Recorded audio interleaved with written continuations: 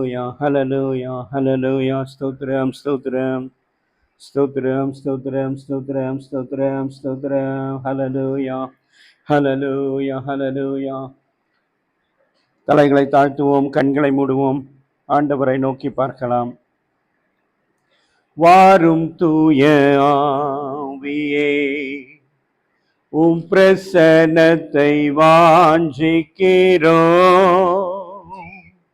வாரும் தூய ஆவியே, உம் பிரசன்னத்தை வாஞ்சிக்கிறோம். உம் வல்லமையால் எம்மை நிறைத்து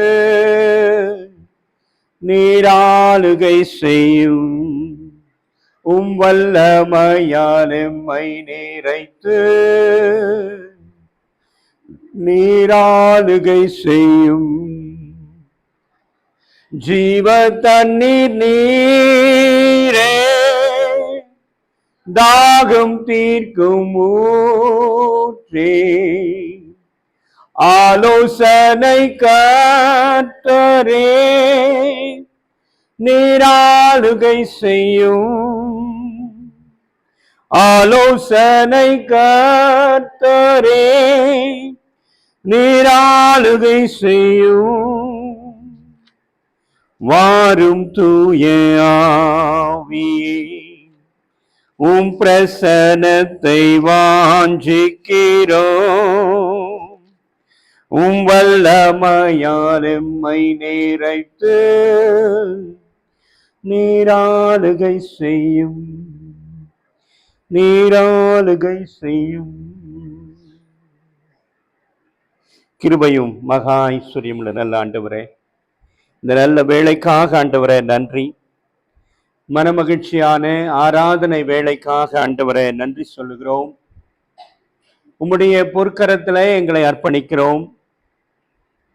ஆவியானவர் பொறுப்பெடுத்துக் கொள்ளுங்க. அடியனை மறைங்க. இங்கு கூடியிருக்கிற நம்முடைய மக்களுக்கு நல்வார்த்தையை வெளிப்படுத்துங்க. சத்திய வார்த்தையை கேட்கவும், அந்த வார்த்தையின் மூலமாக விடுதலை பெறவும், ஆண்டவரே அந்த வார்த்தையின் மூலமாக ஆண்டவரே பலனடையவும், ஞானமடையவும், கிருபைகளை பெறவும், வல்லமைகளை பெறவும், உம்மை மகிமைப்படுத்தவும், உமக்கு பிரியமான மக்களாக ஜனங்களாக மாறவும் உம்முடைய பொற்பாதத்துல ஒப்பு கொடுக்கிறோம். ஆவியானவர் பொறுப்பெடுத்து நடத்தும். இயேசு கிறிஸ்துவின் மூலம் ஜெபமேறெடுக்கிறோம் எங்கள் ஜீவனுள்ள நல்ல பிதாவே, ஆம். கிறிஸ்துவுக்குள் அன்பான தேவ ஜனமே, உங்கள் யாவரையும் ஆண்டவராக இயேசு கிறிஸ்துவின் இனிதான வல்லமையான பெரிதான நாமத்தினாலே நாங்கள் வாழ்த்துகிறோம். தேவன் உங்கள் ஒவ்வொருவரையும் ஆசீர்வதித்து நீங்கள் பலுகவும் பெருகவும் தேவனுக்கு பிரியமான மக்களாக வாழவும் கர்த்தர் உங்களை ஆசீர்வதிப்பாராக. நமது மெய்ப்பனின் குரல் ஊழியங்களின் சார்பாக எங்களுடைய வாழ்த்துதல்களையும் வணக்கங்களையும் நாங்கள் தெரிவித்துக் கொள்கிறோம். இந்த நாளில நீண்ட இடைவெளிக்கு பிறகு உங்களை முகமுகமாக சந்திக்கவும், ஆண்டவருடைய வார்த்தையை வெளிப்படுத்தவும் ஆண்டவர் இந்த நாளை நமக்கு ஏற்படுத்தி கொடுத்தபடியினாலே கரங்களை தட்டி ஆண்டவரை மகிமைப்படுத்தும். அதே போல இந்த வாய்ப்பை எனக்கு கொடுத்த உங்களுடைய ஊழியர் அவர்களுக்கும், திருச்சபையினுடைய பொறுப்பாளர்கள், தலைவர்கள், சபை மணியும், இன்னும் யாரெல்லாம் பொறுப்புல இருக்கிறார்களோ, ஊழியத்துல உதவி செய்து கொண்டிருக்கிறார்களோ, இந்த தூர ஒரு ஒரு ஒதுக்குப்புறமான இடமா இருந்தாலும் இங்கேயும் ஊழியம் நடந்து கொண்டிருக்கிறது என்கிற அந்த வகையில உங்கள் அனைவருக்கும் நாங்கள் எங்களுடைய வாழ்த்துதல்களையும் நன்றிகளையும் ஸ்தோத்திரங்களையும் நாங்கள் தெரிவித்துக் கொள்கிறோம். இன்றைக்கு ஆண்டவர் ஒரு விசேஷமான வார்த்தையை உங்களுக்கு அனுப்பியிருக்கிறார். வாசியுங்கள். வேதத்தை வைத்திருக்கிறவர்கள் கையில எடுத்துக்கொள்ளுங்கள். சங்கீதங்களின் புஸ்தகம் 25வது அதிகாரம் 4வது வசனம். வாசிங்க. கர்த்தாவே உம்முடைய வழிகளை எனக்கு தெரிவியும், உம்முடைய பாதைகளை எனக்கு போதித்தருளும். எனக்கு அருமையான தெய்வ ஜனமே, உங்க ஊழியர் சொன்னது போல நான் திடீரென்று உங்க சபைக்கு வந்திருக்கிறேன். இன்னைக்கு வேற இடத்துல அழைப்பு. ஆனா அங்க என்ன ஆயிடுச்சுன்னா, அவர் என்னை அழைச்சவர் லீவ் போட்டு போயிட்டார். லீவ் போட்டு போனதுனால அந்த சபையை நடத்துறவங்ககிட்ட என்னை பத்தி சொல்லவே இல்லை. ஒருத்தர் அழைச்சிருக்கிறோம், அவர் வருவாரு, அதான ஒழுங்கு. அந்த ஒழுங்கு கூட தெரியல இப்பெல்லாம் சபைகள்ல, இல்லையா? எவ்வளவு வருத்தம் பாருங்க. நான் என்னடா போய் எத்தனை மணிக்கு, எனக்கு 10 மணிக்கு அவங்க சபை, நான் 9 மணிக்கே போயிட்டேன். அது ஆண்டவர் பாருங்க. நான் பொதுவாக நேரத்தோட போயிடுறது, கொஞ்சம் சீக்கிரமாக போயிட்டேன். போனா ஐயா தெரியலையே அப்படின்றாங்க. சரிங்க, பரவாயில்ல, உங்களை என்ன பண்ற, உங்களை வருத்தப்பட்டு என்ன பண்றது, சரி அப்படின்னு ரொம்ப மனசுக்கு ரொம்ப கலக்கத்தோடு வேதனையோடு என்ன செய்வதென்று தெரியாம, திக்கு தெரியாம நான் நின்றுக்கிட்டு மணியம்பட்டு வழியா வந்துகிட்டே இருக்கிறேன். கொஞ்சம் இடத்துல வந்து நின்னேன்.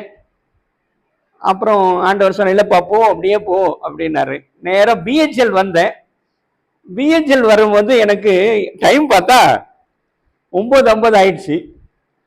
இப்ப எந்த சபை இருக்கும் இந்த நேரத்துல, எந்த சபை இந்த நேரத்துக்கு நமக்கு தோதா இருக்கும் அப்படின்னு ஒரு சின்ன ஆலோசனை பண்ணேன். எனக்கு நல்ல ஞாபகம், இந்த சபை 10 மணின்னு. சரி, ஆண்ட்ரூஸ்க்கு போனை பண்ணுவோம் அப்படின்னு அங்க இருந்து போன் பண்றேன். ஏன்னா அவரு வாங்க அப்படின்னாரு. சரி, கர்த்தர் எங்கோ ஒரு இடத்துல வாசலை திறந்து வைத்திருக்கிறார் என்றுதான் பொருள். ஆனால் பிரியமானவர்களே,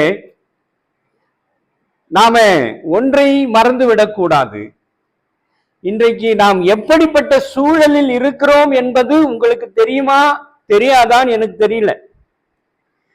நம்முடைய உலகம் எந்த சூழலில் இருக்கிறது, என்னுடைய வாழ்க்கை எந்த சூழலில் இருக்கிறது, நான் எந்த சூழலில், நம்முடைய குடும்பம் எந்த சூழலில் இருக்கிறது என்பது உங்களுக்கு தெரியுமா?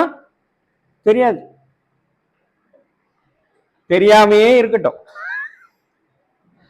ஆனால் நீங்க டிவிலையோ பத்திரிகையோ எடுத்து பார்த்தீங்கன்னா, உத்தரகாசி அப்படின்ற ஒரு இடத்துல மேக வெடிப்பு, அதுவும் 1 இல்லை 2 இல்லை 6-7 மேக வெடிப்பு, கொத்து கொத்தாக ஜனங்கள் மடிந்து கொண்டிருக்கிறது. இந்த நிலை, இந்த நேரம் வரைக்கும் கொத்து கொத்தாக. அங்க மட்டும் இல்ல, இந்த பக்கம் அகமதாபாத்ல எடுத்தீங்கன்னா ஒரு விமானம் புறப்படுது, 421 பேர் உட்கார்ந்து பயணிக்கிறாங்க. அது மேல ஏறுது, கொஞ்ச தூரத்துல டப்புன்னு விழுந்து வெடிச்சு எரிஞ்சு சாம்பலாது. அதுல பயணம் செய்த 200, நாங்க ஞாபகம் வச்சுக்கோங்க, 241 பேர் கரிக்கட்டையா மாறிட்டாங்க. எங்கு பார்த்தாலும் மரண ஓலங்கள், எங்கு பார்த்தாலும் ஐயோ என்ற திகில், பயம் மக்கள் மனதில் இருக்கிறது. என்ன ஆகும், அடுத்த நிமிஷம் என்ன ஆகும் என்ற ஒரு அச்ச நிலை இன்றைக்கு உலகத்தை சூழ்ந்திருக்கிறது. ஆனாலும் நாம் எப்படி இருக்கிறோம் என்றால் நிர்விசாரமாக இருக்கிறோம். நிர்விசாரம். நான் இந்த சபைக்கு ஏற்கனவே வந்திருக்கிறேன். ஓரளவுக்கு ஜனம் இருப்பாங்க, ஆனா உள்ள நுழையிற 4 பேர் உட்கார்ந்து இருக்கிறாங்க. சரி, பரவாயில்ல. என்ன விசேஷம் என்றால், வாசிங்க ஏசாயா தீர்க்கதரிசன புஸ்தகம்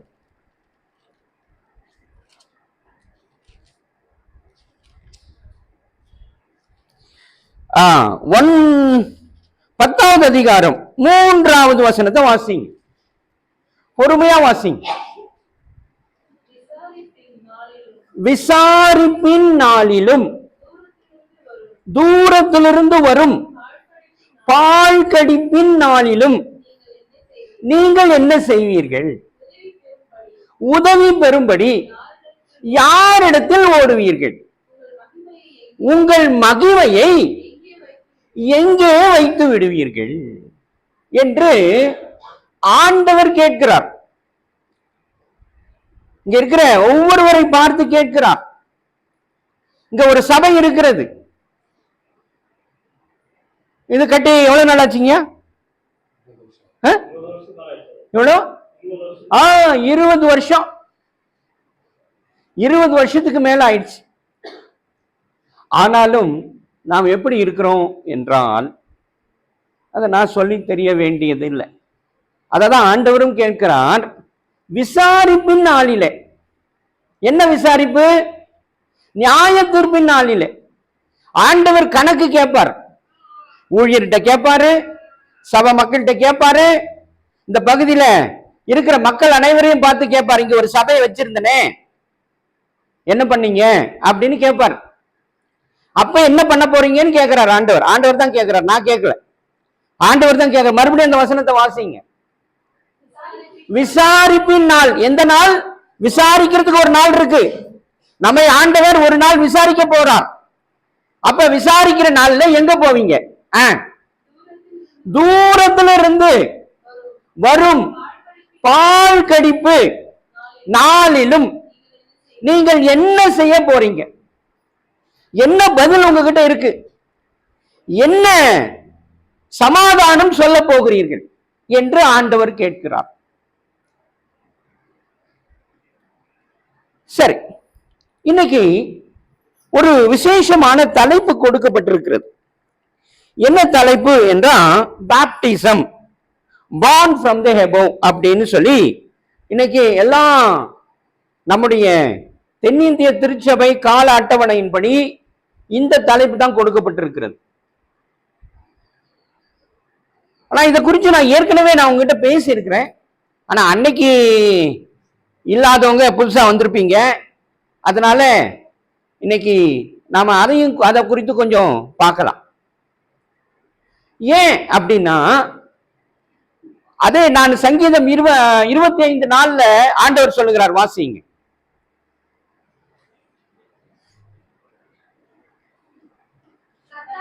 கர்த்தாவே, உம்முடைய வழிகள் எனக்கு தெரிவியும், உம்முடைய பாதைகளை எனக்கு போதித்தருளும் என்று சங்கீதக்காரன் ஆண்டவரிடத்தில் கேட்கிறான். நாமளும் இந்த வார்த்தையை நாமளும் பயன்படுத்தணும். என்ன வார்த்தையை பயன்படுத்தணும்? கர்த்தாவே, உம்முடைய வழியை எனக்கு தெரிவியும், உம்முடைய பாதையை எனக்கு போதித்தருளும் என்று நாம் சொல்ல வேண்டும். அனுதினமும் இந்த வார்த்தையை நாம சொல்லி ஆண்டவரிடத்துல கேட்டு வழியை நாம் பெற்றுக்கொள்ள வேண்டும். இப்ப ஒரு பாதை ஆண்டவர் என்ன பண்ணிக்கிறாரு? இந்த பரிசுத்த வேதாகமத்துல பாதையை வகுத்து வைத்திருக்கிறார். நான் எப்படி வாழ வேண்டும், நான் என்ன முறையில என்னுடைய வாழ்க்கையை அமைத்துக் கொள்ள வேண்டும் என்று சொல்லி ஆண்டவர் பாதையை வகுத்து உங்கள் கரங்களில கொடுத்திருக்கிறார். அப்ப அந்த பாதைக்கான வழியை கர்த்தாவே எனக்கு தெரிவியும் என்று நாம் கேட்க வேண்டும். நான் சொல்றது புரியுதா? புரியுதா? புரிஞ்சா? பாவம் எல்லாரும் தூக்கத்துல இருக்கிறாங்க.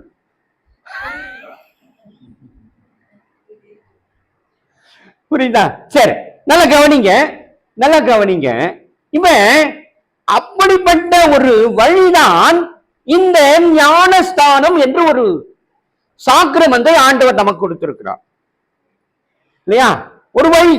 என்ன வழி? தேவனை அடைவதற்கு வழி.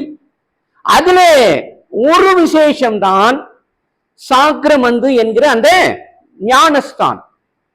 அப்ப இது நிறைய இருக்கு, நிறைய விசேஷங்கள் இருக்கு. இன்னைக்கு நீங்க எவ்வளவு நேரம் கேட்க போறீங்களோ அவ்வளவு நேரத்துக்கு ஒரு முக்கியமான ஒரு 3-4 குறிப்புகளை நான் உங்களுக்கு சொல்ல போறேன். 3-4 விசேஷங்கள். அதை நாம புரிஞ்சு கொள்ளணும். எப்ப புரிஞ்சு கொள்றோம்னா, இன்னைக்கு அழிவின் விளிம்புல இருக்கிறோம். அழிவின் விளிம்பு பக்கத்துல இருக்கு. பக்கத்துல வந்து கொண்டே இருக்கிறது. அங்கே தூரத்தில் நடக்கிறது பார்க்கிறோம். பாதையில சாலையில போய் கொண்டிருக்கிறோம். வாகனம் 4 பெல்ட் அடிக்கிறது பார்க்கிறோம். அங்கே ஒரு மேக வெடிப்பு வெடிக்கிறது. அங்கே ஒரு என்னது பூமி அதிர்ச்சி, வெள்ளங்கள், மழை, இப்படி ஏராளமான காரியங்கள் பூமியில நடந்த வண்ணம் இருக்கிறது. அதுவும் எப்பத்துல இருந்து அப்படின்னா சமீபமாக ஒரு 10 ஆண்டுகளே அதிகமா நடக்குது.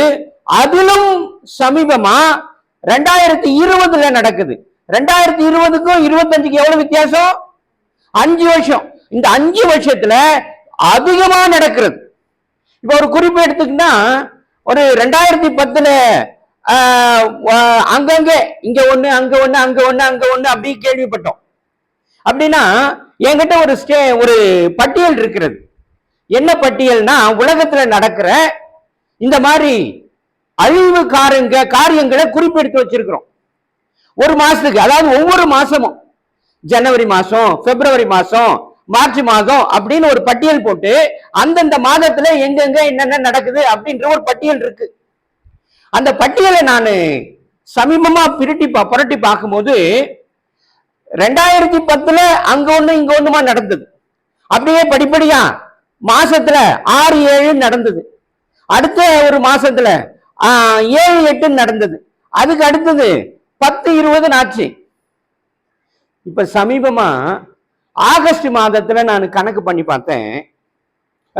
ஜூலை மாசத்துல கணக்கு பண்ணி பார்த்தேன். ஜூலை மாசத்துக்கு ஒரு மாசத்துக்கு எத்தனை நாள்?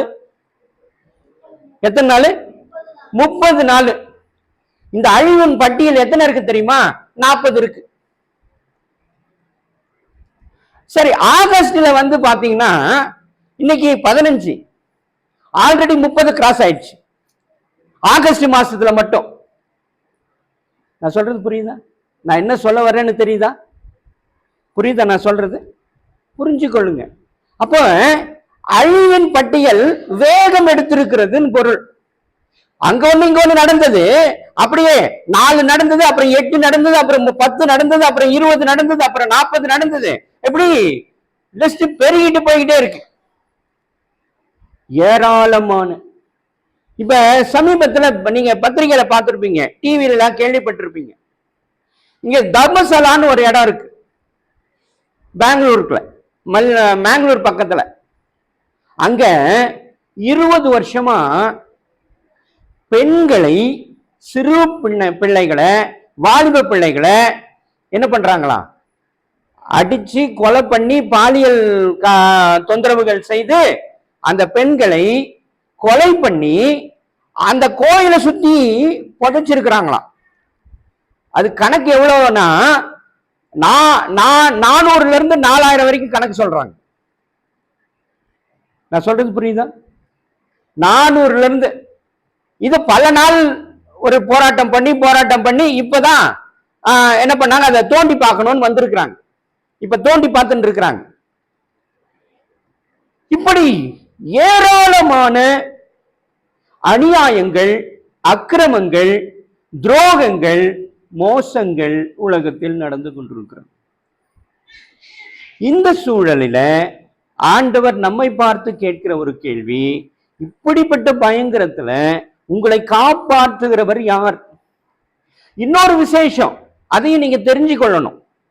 அப்படின்னா என்னன்னா, சமீபத்துல ஒரு செய்தி வந்தது. நம்ம எல்லாருக்கும் ஓட்டு உரிமை இருக்கா? ஓட்டு போடுற உரிமை இருக்கா? அந்த உரிமையை பறிக்கிற வேலை நடந்து கொண்டிருக்கிறது. அதுக்கு பதிலா இல்லாத ஆட்களை எல்லாம் பட்டியல்ல சேர்த்து இருக்கிறவங்களை எல்லாம் என்ன பண்றாங்க, நீக்கின்னு வர்றாங்களாம். அப்போ எவ்வளவு பெரிய மோசங்கள், நாசங்கள் இந்த பூமியில நடக்குதுன்னு புரிஞ்சு கொள்ளுங்க.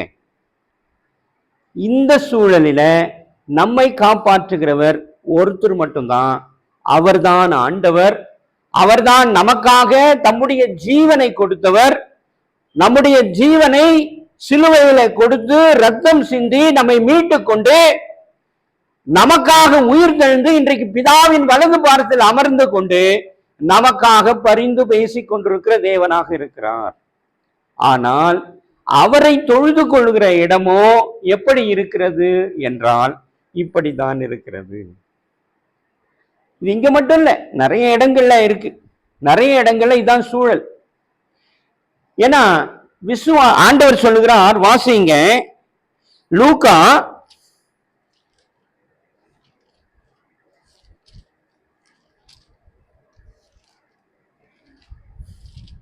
18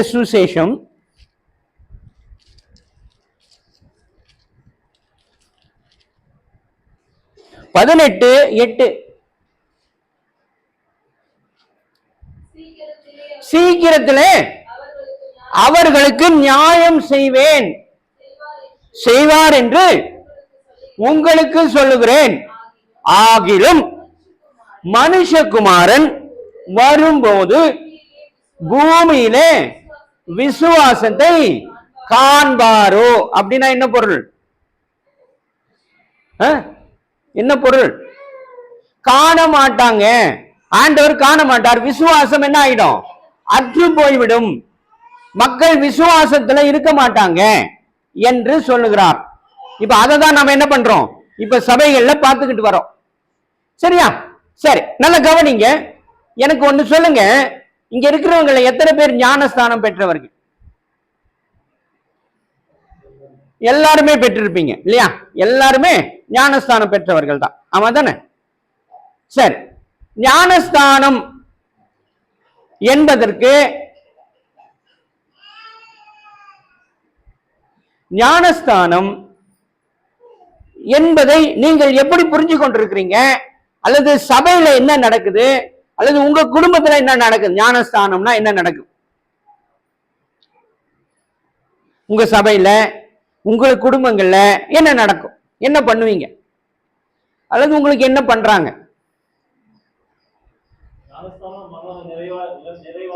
நிறைவா இருக்குது, சமாதானமா இருக்கு. ரைட்டு. அது அனுபவம். ஓகே. அடுத்தது நான் என்ன கேட்கிறேன்னா, இப்ப ஞானஸ்தானம் அப்படின்னு சொல்லி நீங்க என்ன பண்ணுவீங்க? சபைக்கு வருவீங்க இல்லையா? ஒரு ப்ரிப்பரேஷனோடு வருவீங்க. இல்ல இந்த சபையில ஒண்ணு செய்வாங்க. என்ன செய்வாங்க? ஞானஸ்தானத்துக்கு பேர் வைப்பாங்கன்றார். சரியா? சரி, அவரே பதில் சொல்லிட்டாரு. ஓகே, ஒத்துக்கலாம். சபையில என்ன பண்றாங்க? பேர் வைக்கிறாங்க. ரைட்டா? ஒன்னும் சொல்ல மாட்டேன்றீங்க நீங்க. அப்படியே மறைச்சனே பார்த்துன்னு தான் எனக்கு ஒண்ணு ஏதாவது சொன்னா தானே உங்களுக்கு என்ன தெரியும். நான் தப்பா நீங்க தப்பா சொன்னாலுமே என்ன பண்ண மாட்டோம், தப்புன்னு நான் என்ன பண்ண மாட்டேன், சொல்லவே மாட்டேன். ரைட்டா? அது உங்களுக்கு தெரியாது. நிறைய பேர் புதுசா வந்திருக்கிறீங்க. நீங்க அது நான் நேரா வேலை போயிட்டேன், நேரம் இல்லாதனால சீக்கிரமா போயிட்டோம். நான் என்ன பண்ணுவேன்னா, சபைக்கு வந்தா பேசலாம் இல்லையா? அவரு ஓகேங்க, நீங்க பேசினே இருக்க அப்படின்றாரு. யாரும் இருக்க மாட்டான், அவங்க பாட்டுக்கு போயிடுவாங்க அப்படின்ற மாதிரி சொல்றாரு போல இருக்குது. தெரியல எனக்கு. சரியா? சரி, ரைட்டா? நல்லா புரிஞ்சுக்கொள்ளுங்க. இப்ப நான் சபைக்கு வந்தா என்ன பண்ணுவேன் அப்படின்னா, 2 விஷயத்த கேட்பேன். 2 விஷயத்த கட்டாயம் சொல்லுவேன். எல்லா சபையிலையும் சொல்றேன். எல்லா சபையிலையும் என்னன்னு சொல்லுவேன் அப்படின்னா, 1, நேரத்தை பார்க்காதீங்கன்னு சொல்லுவேன். இங்க நமக்கு சாதகமா தான் இங்க வாட்ச் கூட கிடையாது. எந்த சபையில போனாலும் இங்க நமக்கு முன்னாடியே ஒரு வாட்ச் வச்சிருப்பாங்க. ஆனா இந்த சபையில பார்த்தா அது கூட இல்ல. அதுக்கேற்ற அவரும் சொல்றாரு, நீங்க பேசுகின்றாரு. சரி, என்னவோ அது தெரியல எனக்கு. அது இல்ல. சரி, அதனால அது முடிஞ்சு போச்சு. 2வது ஒரு காரியம் இருக்கு. நான் நானா பேசிட்டு போக மாட்டேன் இல்லையா? பொதுவா என்ன பண்ணுவாங்க, சபையில அவங்க ப்ரிப்பேர் பண்ணி வந்திருப்பாங்க, அதை மட்டும் அப்படியே சொல்லிட்டு போயிடுவாங்க இல்லையா? பார்த்திருப்பீங்க. ஆனா நான் அப்படி வழக்கம் கிடையாது. எனக்கு அது ஆராதனையா இருந்தாலும் சரி, அல்லது ஒரு செமினாரா இருந்தாலும் சரி, அல்லது ஒரு பயிற்சி பட்டறையாக இருந்தாலும் நான் என்ன பண்ண மாட்டேன், ஒரே பேட்டர்ன். என்ன பேட்டர்ன்? கேள்வி கேட்பேன், பதில் சொல்லணும். ஆனா கேள்வி கேட்டா பதில் சொல்வீங்களா? சொல்வீங்க. நீங்க தலையாட்டுறதே ரொம்ப மெதுவாட்டுறீங்க. ஆனா என்ன சொல்றீங்க? நான் பதில் சொல்ல. சரி, நல்லது. ரைட்டா? சரி. ஆனா பொதுவா பதில் சொல்ல மாட்டாங்க. ஏன்னு சொல்லுங்க பார்க்கலாம். ஆமா, வெரி குட், கரெக்ட். இது நல்ல சவுண்டா வருது பதில். இது நல்ல சவுண்டா வருது. தப்பாயிடுமோ? அதுக்கு நாங்க என்ன சொல்றோம், நீங்க எதை சொன்னாலும் நல்லா கவனிங்க. நீங்க என்ன பதில் சொன்னாலும் நான் என்ன சொல்ல மாட்டேன், தப்புன்னு சொல்லவே மாட்டேன். நீங்க எதை சொன்னாலும் ஆனா நீங்க என்ன நினைக்கிறீங்க? பதில் சொல்லாத காரணம் என்ன? தப்பாயிடுமோன்னு தானே பயப்படுறீங்க. நாங்க அதுக்கு என்ன சொல்றோம்? நீங்க எந்த பதில் சொன்னாலும் நான் தப்புன்னு சொல்லவே மாட்டேன். அதுக்கு பதிலா ரைட்டு ரைட்டுன்னு சொல்லிட்டே இருப்பேன். ஆனால் அதே நேரத்துல நீங்க நினைக்கலாம், நான் சொல்றதெல்லாம் நீங்க ரைட்டுன்னு சொல்றது எப்படியா அது ஒத்துக்க முடியும் அப்படின்னு நீங்க சொன்னீங்கன்னா, நான் செய்தியை கவனித்து கேட்டீங்கன்னா அந்த செய்தியோட சரியான பதிலும் சொல்லிட்டு போயிடுவேன். ரைட்டா? புரியுதா? புரியுதா? ஹல்லேலூயா, ஹல்லேலூயா, ஹல்லேலூயா. ரைட். ஆனா இன்னைக்கு கொஞ்சம் பேர் இருந்தாலும் ஒரு உண்மையை நாம் தெரிஞ்சு கொள்ள போறோம். உண்மை. இன்னைக்கு நமக்குள்ள ஒரு கேள்வி இருக்கும், என் வாழ்க்கையில ஏன் போராட்டம்? இல்லையா? எல்லாருக்கும் கேள்வி இருக்கா? என் வாழ்க்கையில போராட்டம் இருக்கா? யாருக்காவது போராட்டம் இல்லாத வாழ்க்கை இருக்கா? எல்லார் வாழ்க்கையிலும் இருக்கு, போராட்டம் இருக்கு. கஷ்டம் இருக்கா? கண்ணீர் இருக்கா? கவலை இருக்கா? வேதனை இருக்கா? வருத்தம் இருக்கா? ஏமாற்றம் இருக்கா? எல்லாருக்கும் இருக்கு. ஆனால் அதுக்கெல்லாம் ஒரு முக்கியமான காரியம் இருக்கு. ஒரு முக்கியமான காரியம் என்ன என்றால், ஆதியில ஆதாமை ஆண்டவர் உருவாக்கினார். அவனை என்ன பண்ணாரு? ஒரு அழகான இந்த போல ஒரு நல்ல தோட்டமான பகுதியில தோட்டத்தை அமைத்து அவனுக்கு தேவையானதெல்லாம் அதுக்குள்ள வச்சு அவனை அதற்கு பிறகு படைக்கிறார். அப்ப அவனுக்கு கவலை இருந்திருக்குமா? இருக்கவே இருக்காது. சந்தோஷமா இருந்திருப்பான்ல. அவன் மனசுல நினைப்பான், இப்போ பசிக்கிற மாதிரி தெரியுது அப்படின்னு இப்படி திரும்ப பார்த்தா இங்க ஒரு பழம் இருக்கும், எடுத்து சாப்பிடுவான். அல்லது வேற ஏதோ ஒண்ணு நினைக்கிறான், உடனே அது பக்கத்துல கிடைக்கும். அப்படிப்பட்ட வாழ்க்கையை மனித குலம் வாழ வேண்டும் என்றுதான் ஆண்டவர் நம்மை படைத்தார். ஆனால் நாம என்ன பண்ணிட்டோம்? ஆண்டவருடைய வார்த்தைக்கு கீழ்ப்படியாமற் போய் நாம் தவறி பாவத்துல விழுந்ததுனாலே தான் நாம என்ன போராட்டத்துல இருக்கிறோம்? இன்னைக்கு கண்ணீரோடும் பிரச்சனைகளோடும் வருத்தங்களோடும் இருக்கிறோம்.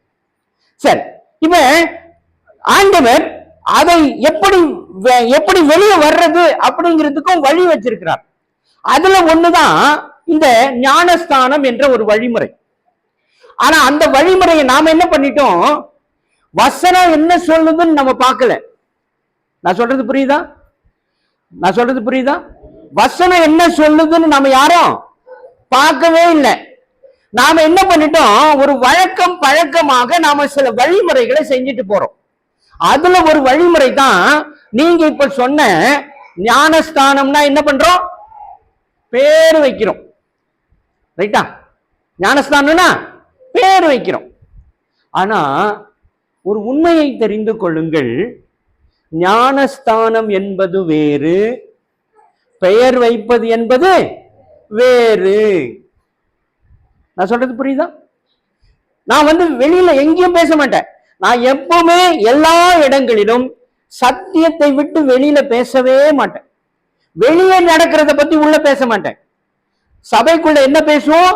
சத்தியம், வேதம் என்ன சொல்லுகிறது, வார்த்தை, ஆண்டவராகிய இயேசு கிறிஸ்து நமக்கு என்ன போதித்திருக்கிறார் என்பதை தான் நான் உங்களுக்கு சொல்லுவேன். ரைட்டா? Very good. சரி, இப்ப ஒரு உண்மையை புரிந்து கொள்வோம். இந்த உண்மைகளை எல்லாம் நாம் மறந்துட்டோம் அல்லது தெரியாமையே வாழ்ந்து கொண்டிருக்கிறோம். இப்ப கடைசி காலத்துல வேற வந்துட்டோம். நான் சொல்றது புரியுதா? ரைட். ஆனா வேதம் இந்த ஞானஸ்தானத்தை குறித்து ஒரு ஆழமான சத்தியத்தை நமக்கு ஒளித்து வைத்திருக்கிறது. என்ன என்று கேட்டால், வாசிங்க ஆதி லூக்கா எழுதின சுவிசேஷம்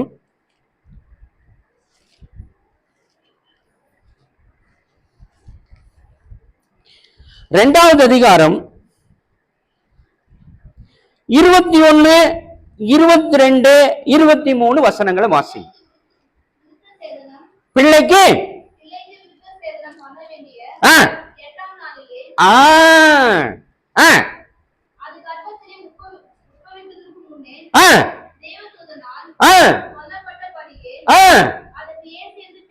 இயேசு என்று பெயரிட்டார்கள்.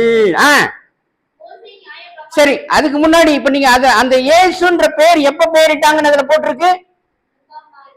8ஆம் நாள்ல. எந்த 8ஆம் நாள்ல? எந்த 8ஆம் நாள்ல? பிறந்து 8வது நாள்ல. ரைட்டா?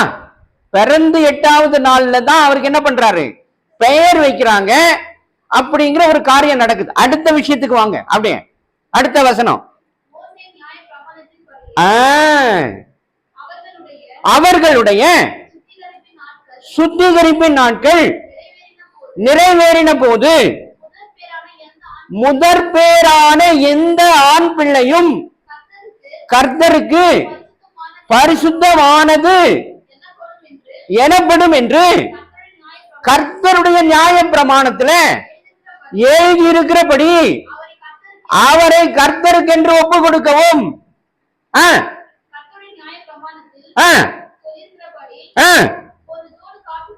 போதும் போதும். இப்ப நல்ல ஒரு விஷயத்தை புரிஞ்சு கொள்ளணும்.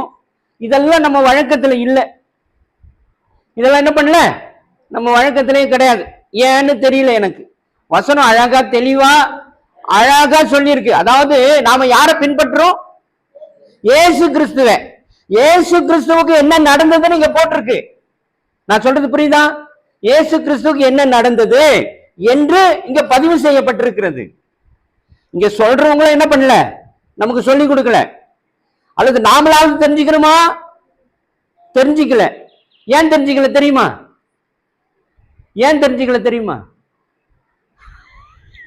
ஏன் தெரிஞ்சுக்கல தெரியுமா? பைபிளே சொல்லுமா, வாய் சத்தமா தான் சொல்லுங்கம்மா, பயப்படாதீங்கம்மா. பைபிள் படிக்கல. ரைட்டா? இது சரியா தப்பா? தப்பு. தப்புன்னு சொல்லிட்டு அடுத்த முறை, அடுத்த ஒரு வருஷம் கழிச்சு வருவேன் நான் மறுபடியும். வருவேன்னா வரமாட்டேன்னா வருவேன். அப்போ என்ன பண்ணுவேன்? இதே மாதிரி கேட்பேன். அப்ப என்ன சொல்வீங்க? தப்புன்னு சொல்லுவீங்க.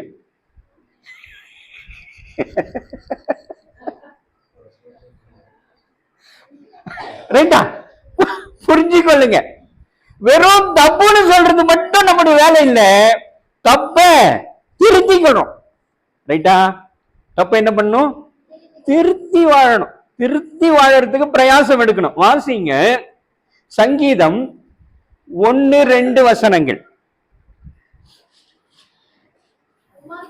துன்மார்க்கனுடைய ஆலோசனையில் நடவாமலும் பாவிகளுடைய வழியில் நில்லாமலும் பரியாசக்கார் உட்காரும் இடத்தில் உட்காராமலும் கர்த்தருடைய வேதத்தில் பிரியமாயிருந்து இரவும் பகலும் அவருடைய வேதத்தில் தியானமாயிருக்கிற மனுஷன் பாக்கியவான். பாத்துங்க என்ன அழகா போட்டிருக்காரு பாருங்க.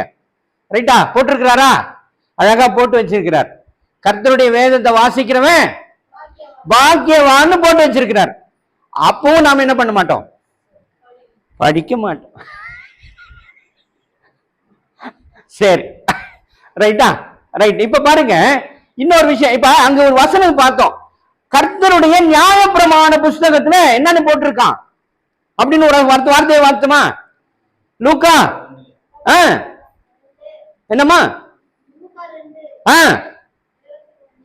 Very good. அம்மா ரொம்ப ஷார்ப்பாக்குறாங்க. போட்டிருக்கா? ரைட். அது ஏன், அது என்னன்னு தெரிஞ்சுக்கலாம் இல்ல? அது என்னது போட்டிருக்குன்னு சொல்லப்பட்டிருக்கு, எங்க போட்டிருக்கு அப்படின்னு கேட்கணுமா இல்லையா? இப்ப கேளுங்க. யாத்ராகமம் 22-29 வசனத்தை வாசிங்க.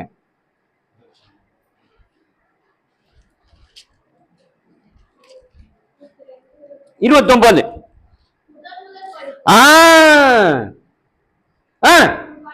உன் பழத்தையும் வடியும் ரசத்தையும் காணிக்கையாக செலுத்த தாமதிக்க வேண்டாம். உன் குமாரரில் முதற் பேரானவனை எனக்கு கொடுப்பாயாக. போட்டிருக்கா? எங்க போட்டிருக்கு? யாத்ராகமத்துல. அதுக்கு என்ன பொருள்? அது வந்து நியாய பிரமாணம் சொல்லப்பட்டது இல்லையா? அந்த காரியங்கள் அங்க பதிவு செய்யப்பட்டிருக்கு. நியாய பிரமாணத்துல என்ன சொல்லப்பட்டிருக்கோ அது இருக்கு அங்க. அப்ப அந்த அடிப்படையில தான் ஆண்டவராக இயேசு கிறிஸ்து பிறந்து 8வது நாள் நியாய பிரமாணத்துல சொல்லப்பட்டிருக்கிறபடியே அவரை என்ன பண்றாங்க? அர்ப்பணிக்க, பிரதிஷ்டை பண்ணுவதற்கு சபைக்கு கொண்டு போகிறார்கள். சபைக்கு கொண்டு போய் அவருக்கு பெயர் வைத்து, ரைட்டா, அவர் என்ன பண்றாங்க? ஆண்டவருக்கு ஒப்பு கொடுக்குறாங்க. இப்ப அந்த பாப்பா பையனா பொண்ணாமா? பையன். முதல் பையனா? Very good. இப்ப பாரு, அவன் நல்லா கேட்கிறான் பாருங்க, நல்லா இப்படி தலையை தூக்கி பார்த்து நான் பேசுறத நல்லா கவனிக்கிறான்.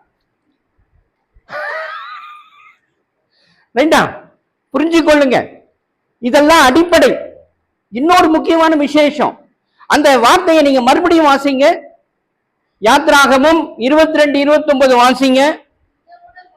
முதல் முதல் பழுக்கும் உன் பழத்தையும் வடியும் உன் ரசத்தையும் காணிக்கையாக செலுத்த தாமதிக்க வேண்டாம். உன் குமாரரில் முதற் பேரானவனை எனக்கு கொடுப்பாயாக அப்படின்னு போட்டிருக்கு. இப்ப நான் ஒரு பொதுவான ஒரு காரியத்தை சொல்றேன்.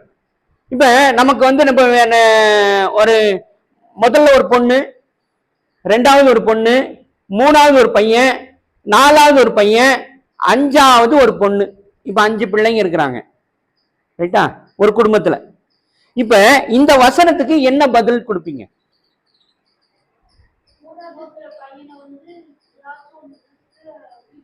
என்னமா நீ சொல்லுமா, கரெக்டுமா? Very good, very good. கரெக்டா புரிஞ்சுதான் சொல்றியா? Very good. அப்ப யாரு அர்ப்பணிக்கணும்னு சொல்றாருங்க?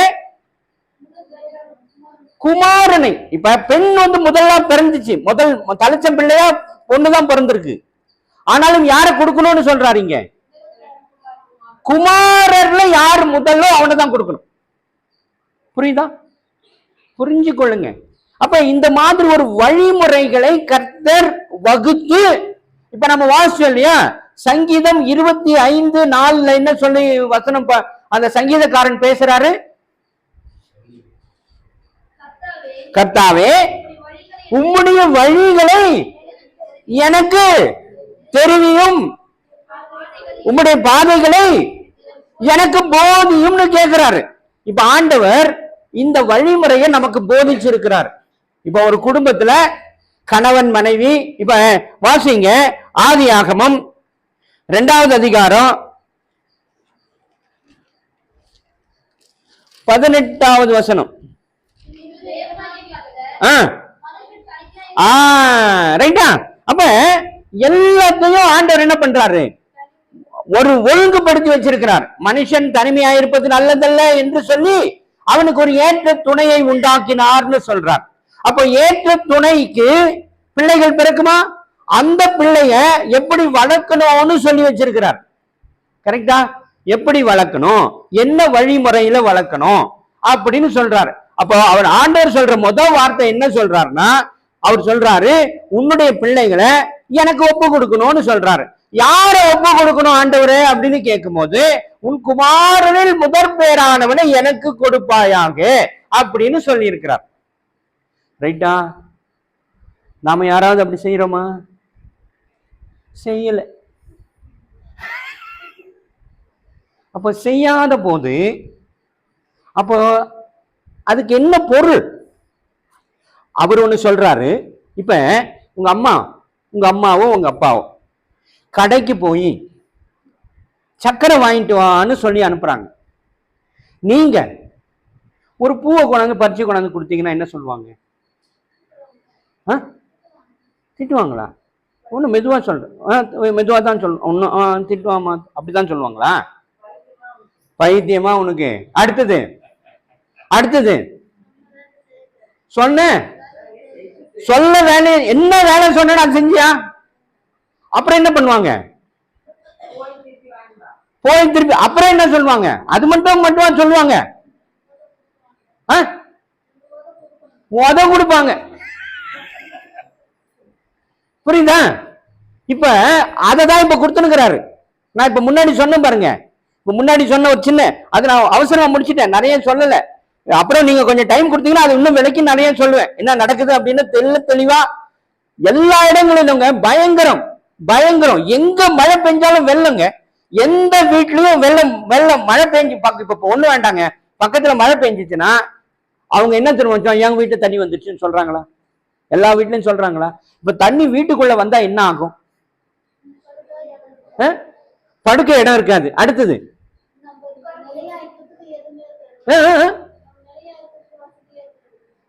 அடுத்தது உட்கார இடம் இருக்காது. அடுத்தது சாப்பிட பூச்செல்லாம் வந்துடும். அடுத்தது வியாதி வந்துடும். அடுத்தது அடுத்தது அதே தாங்க. அப்போ எல்லாம் அழிஞ்சு போயிடுமா? எல்லாம் அடிச்சுன்னு போயிடுமா? தண்ணியோட போயிடுமா? எல்லாம் இப்ப இந்த கம்பெனி லேப்டாப்ல தண்ணி பட்டா என்ன ஆகும்? அவ்வளவுதான் இல்லையா? ஒன்றும் பண்ணவே முடியாது. அவ்வளவுதானே? அப்போ எல்லா பொருளும் என்ன ஆயிடும்? நாசம். அது மறுபடியும் பயன்படுத்த முடியாது. இப்ப அந்த பெட் இருக்கு இல்லையா, கால் வச்சு நம்ம ஞானம் இது ராபோஜன் எடுக்கிறதுக்கு யூஸ் பண்றோமே, அது நனைஞ்சா அதை மறுபடியும் யூஸ் பண்ண முடியுமா? முடியாது. அப்போ எவ்வளவு பெரிய ஆபத்துல இருக்கிறோம் தெரியுமா? நாம எவ்வளவு பெரிய ஆபத்துல இருக்கோம் தெரியுமா? ஆனா நாம என்ன பண்றோம்? அதை பத்தி எல்லாம் கவலையே பண்ணல. ஒருத்தரும் கவலைப்படலங்க. யாருமே கவலைப்படல. எல்லாரும் பாத்துக்கலாம், வந்தா பாத்துக்கலாம். வந்துட்டா என்னன்றாங்க? வந்துட்டா என்னன்றாங்க? ஐயோயோ வந்துச்சேன்றாங்க.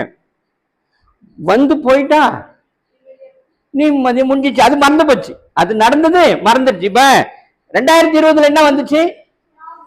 சுனாமியா? கொரோனா வந்துச்சு. அப்ப என்ன பண்ணீங்க நீங்க எல்லாரும்? வீட்லயே. அப்புறம் என்ன பண்ணீங்க? அப்புறம் என்ன பண்ணீங்க? பைபிள் படிச்சு ஜெபம் பண்ணிருந்தீங்க. அப்போ ஒவ்வொரு முறையும் உங்களுக்கு வந்து லாக்டவுன் வந்தா தான் நீங்க என்ன பண்ணுவீங்க? பைபிள் படிச்சு ஜெபம் பண்ணுவீங்க. இல்லைன்னா அவ்வளவுதான். அப்படித்தானே? ஒருத்தர் பார்த்தோமா? எல்லாரும் மாஸ்க் போட்டுக்கணுமா? நான் பேசுறது என் பக்கம் என்னுடைய மனைவியா இருந்தாலும் சரி, என்னுடைய சகோதரா இருந்தாலும் சரி, என்னுடைய மகனா இருந்தாலும் மகளா இருந்தாலும் எல்லாரும் என்ன பண்ணோம்?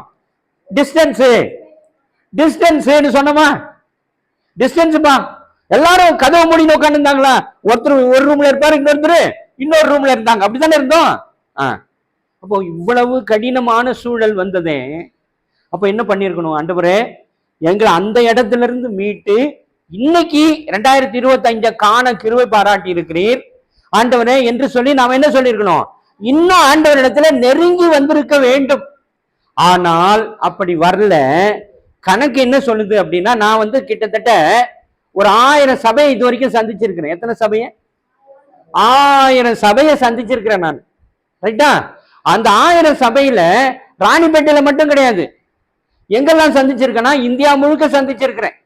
ஒரிசாவுக்கு போயிருக்கிறேன், பஞ்சாபுக்கு போயிருக்கிறேன், ராஜஸ்தானுக்கு போயிருக்கிறேன், அந்தமானுக்கு போயிருக்கிறேன், கர்நாடகாவுக்கு போயிருக்கிறேன், தமிழ்நாட்டுல பல பகுதிகளுக்கு போயிருக்கிறேன். இதுக்கு முன்னாடி இங்க இருந்துட்டு ஒரு 1.5 வருஷம் மதுரையில ஊழியம் செஞ்சுட்டு இருந்தேன். அல்லேலூயா. அப்படி பல இடங்களுக்கு சென்று ஊழியம் செய்து வருகிறோம்.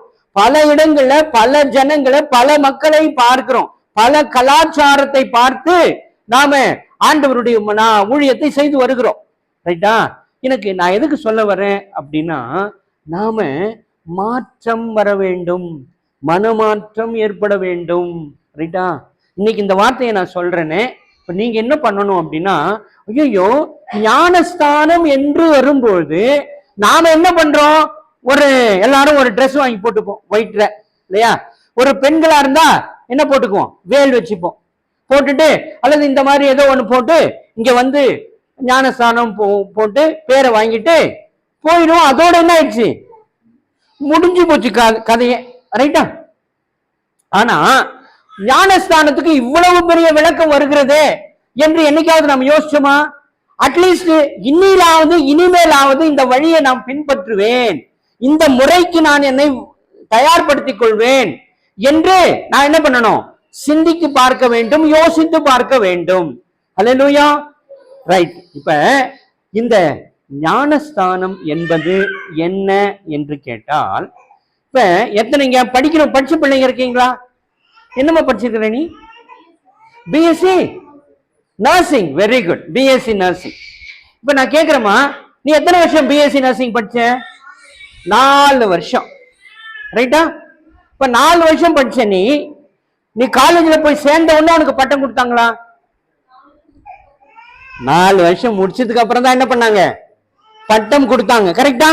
Very good. கிராஜுவேஷன் எப்ப நடந்துச்சு? 4 வருஷம் முடிச்ச பிற்பாடு.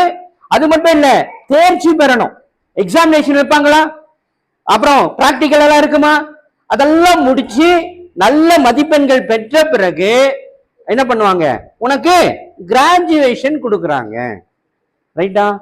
அது போலதான் நமக்கும் ஞானஸ்தானம் என்பது ஒரு கிராஜுவேஷன் போன்றது. ரைட்டா? வாசிங்க லூக்கா 3வது அதிகாரம், லூக்கா எழுதின சுவிசேஷம் 3வது அதிகாரம்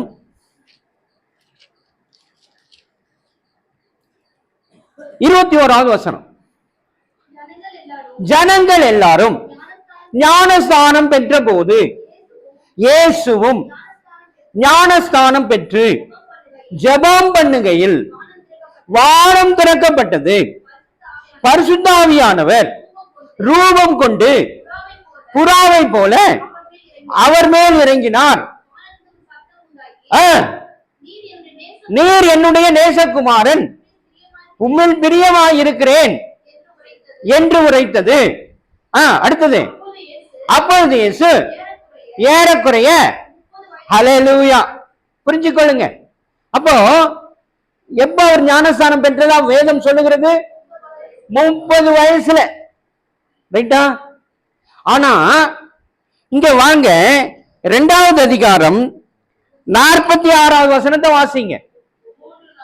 3 நாளைக்கு பின்பு அவர் தேவ ஆலயத்திலே போதகர் நடுவில் உட்கார்ந்து கொண்டு அவர்கள் பேசுகிறதை கேட்கவும் அவர்களை வினவவும் கண்டார்கள். வினவுதல்னா என்ன பொருள்? இவ்வளவு வினவுதல்னா வினவுதல்னா என்ன பொருள்?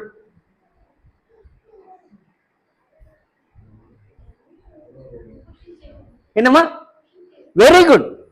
கேள்வி கேட்கிறாரு. ரைட்டா? யார் கேட்டது?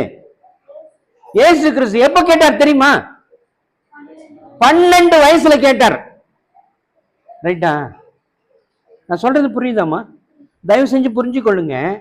அப்போ கேள்வி கேட்கிறாரு. எந்த வயசுல கேட்கிறாரு? 12 வயசுல. யார கேள்வி கேட்டாரு? யார் உட்கார்ந்து இருப்பாங்க? யார் உட்கார்ந்து இருப்பாங்க?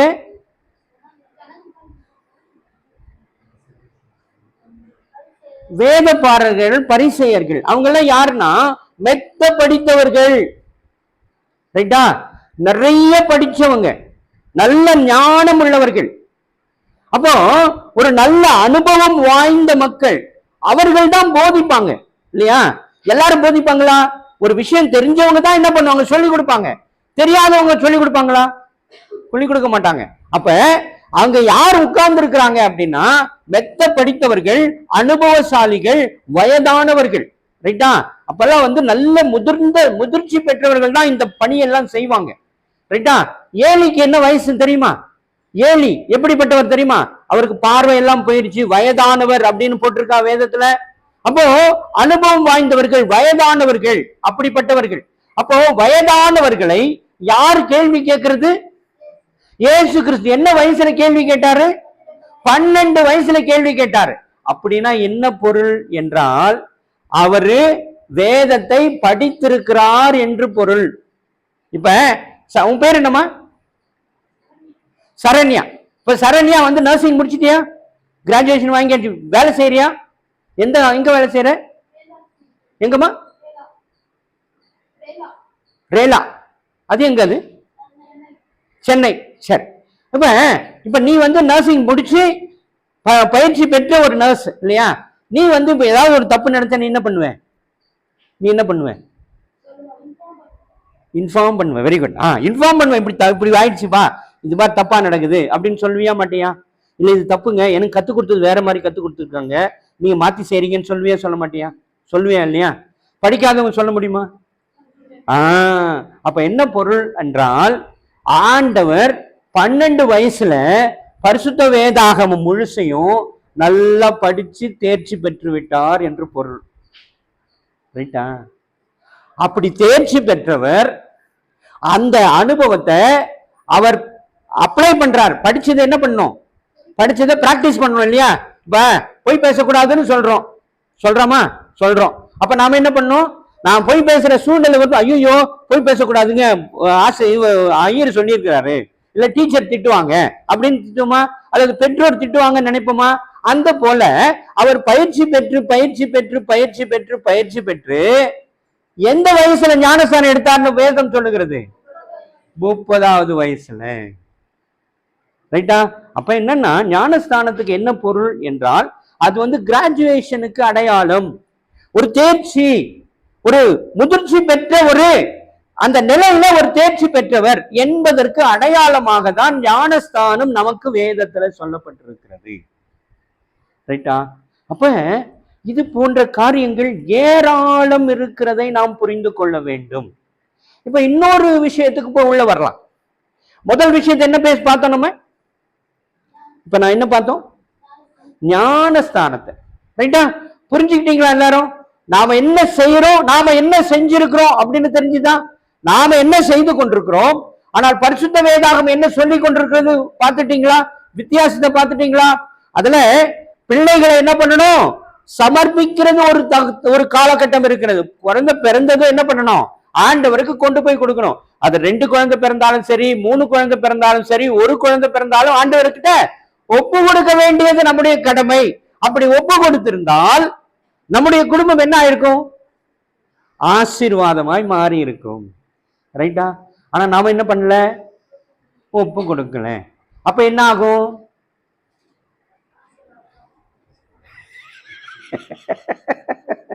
சரி, புரிஞ்சா சரி. இப்ப அந்த சகோதரி இருக்கிறாங்க, அவங்களுக்கு முதல் குழந்தை பிறந்திருக்குது. இப்ப அந்த சகோதரிக்கு தெரியுமா இல்லையா இப்ப என்ன பண்ணணும்னு? அவ்வளவுதான். நம்ம சொல்லட்டுமா? ஒண்ணு நீங்க என்னமா, நான் உனக்கு தான்மா சொன்னேன். ரைட்டா? இப்ப புரிஞ்சுக்கொள்ளுங்க. நாம் செய்ய தவறுகிறது என்னன்னு புரிஞ்சுக்கொள்ளுங்க. வசனம் இப்படித்தான் சொல்லி கொண்டிருக்கிறது. ரைட்டா? அப்ப கொடுக்க வேண்டும். அதுல இன்னொரு விஷயம், இப்ப நீங்க ஒரு கேள்வி வரும், இப்ப ஆண்டவருக்கு நான் எனக்கு கொடுத்து பிறந்த குழந்தைய நான் ஒப்பு கொடுத்துட்டா எப்படி அது அப்படின்னு ஒரு கேள்வி வரும் இல்லையா? அப்படி கொடுத்த உடனே அது என்ன பண்ணிடாது, உடனே ஊழியக்காரன் ஆயிடாது. அது ஊழியக்காரனுக்கு அனுபவம், அந்த வாய்ப்பு கிடையாது. அது வேற ஒரு சப்ஜெக்ட். ஆனா அதுக்கு உங்களுக்கு சொல்றேன், அதாவது அழைப்பு என்பது என்ன என்பதை நாம் தெரிந்து கொள்ள வேண்டும். ஒவ்வொருத்தருக்கும் ஒரு அழைப்பு இருக்கு. இப்ப இங்க ஆலயத்துல எல்லாரும் இங்க வந்து உட்கார்ந்து இருக்கிறோம். இப்ப எல்லாருக்கும் ஒரு அழைப்பு இருக்கு. எனக்கு ஒரு அழைப்பு இருக்கு, உங்க ஊழியருக்கு ஒரு அழைப்பு இருக்கிறது, அந்த சகோதரருக்கு ஒரு அழைப்பு இருக்கு, அந்த சகோதரருக்கு, அந்த அம்மாவுக்கு, எல்லாருக்கும் ஒரு அழைப்பு இருக்கு. அந்த அழைப்பின் அடிப்படையில தான் உங்களுக்கு அந்த பொறுப்பு கொடுக்கப்படுமே தவிர, ஆண்டவர் உங்களுக்கு கொடுப்பாரே தவிர, நீ ஒப்பு கொடுத்ததுனாலே ஊழியக்காரனா ஆக முடியாது. ரைட்டா? ஒப்பு கொடுக்கணும் அப்படின்னு சொல்லி இருக்க ஒப்பு கொடுக்குறாங்க. அவர் யாரு என்னென்ன தகுதிக்கு பயன்படுத்துவாரோ அந்தந்த அடிப்படையில அதுக்கு பின்னாடி பயன்படுத்துவார். அதை பத்தி எல்லாம் இப்போதைக்கு நாம கவலைப்பட வேண்டிய அவசியமே கிடையாது. நம்முடைய வேலை ஆண்டவர் சொல்லி இருக்கிறார், நியாயம் பிரமாணத்துல சொல்லப்பட்டிருக்கிறது. அந்த ஞானஸ்தானத்திற்கு முன்பாக நான் ஆண்டவருக்கு என்னுடைய பிள்ளையை ஒப்பு கொடுக்க வேண்டும். ஒப்பு கொடுத்தது மாத்திரமல்ல, அந்த வழிமுறையில நான் அந்த பிள்ளையை வளர்க்க வேண்டும். ஹல்லேலூயா, ஹல்லேலூயா, ஹல்லேலூயா. இப்ப இரண்டாவது ஒரு குறிப்புக்குள்ள வருவோம். இரண்டாவது ஒரு குறிப்பு, இன்னொரு தவறும் நடந்து கொண்டிருக்கிறது. என்ன தவறு என்றால், ஓய்வு நாள் என்பதுல ஒரு தவறு நடக்கிறது. ரைட்டா? இப்ப ஆண்டவர் ஓய்வு நாளை குறித்து பேசும்பொழுது என்ன சொல்லுகிறார் என்றால், இப்ப இவ்வளவு பெரிய சபை இருக்கு, நிச்சயமா இவ்வளவுதான் சபை மக்கள் கிடையாது, இன்னும் நிறைய பேர் இருக்கிறாங்களா? நிறைய பேர் இருக்கிறாங்க. ஆனா அவங்க எல்லாம் எப்ப வருவாங்க அப்படின்னா, கிறிஸ்துமஸுக்கு வருவாங்க. ரைட்டா? மத்த நாள்னா அது எனக்கு தேவையில்லைங்க, கிறிஸ்துமஸுக்கு மட்டும் போனா போதும் அப்படின்னு ஒரு மனநிலை இருக்கிறவங்க இருக்காங்க. நம்ம தப்பா சொல்ல முடியாது, அது அவங்களுடைய விருப்பங்கள். அப்ப அவங்க என்ன நினைக்கிறாங்கன்னா, வருஷத்துக்கு ஒரு முறை போனா போதுங்க, இல்லைன்னா வருஷத்துக்கு 2 முறை போனா போதும், அதோட முடிஞ்சிச்சு நம்ம வேலை, அதுக்கு மேல என்ன போய் பண்ண போறோம் நம்ம அப்படின்னு நினைச்சுக்கிறாங்க. ஆனா ஆண்டவர் என்ன சொல்றாரு அப்படின்னா, வாசிங்க யாத்திராகமம் 20:10.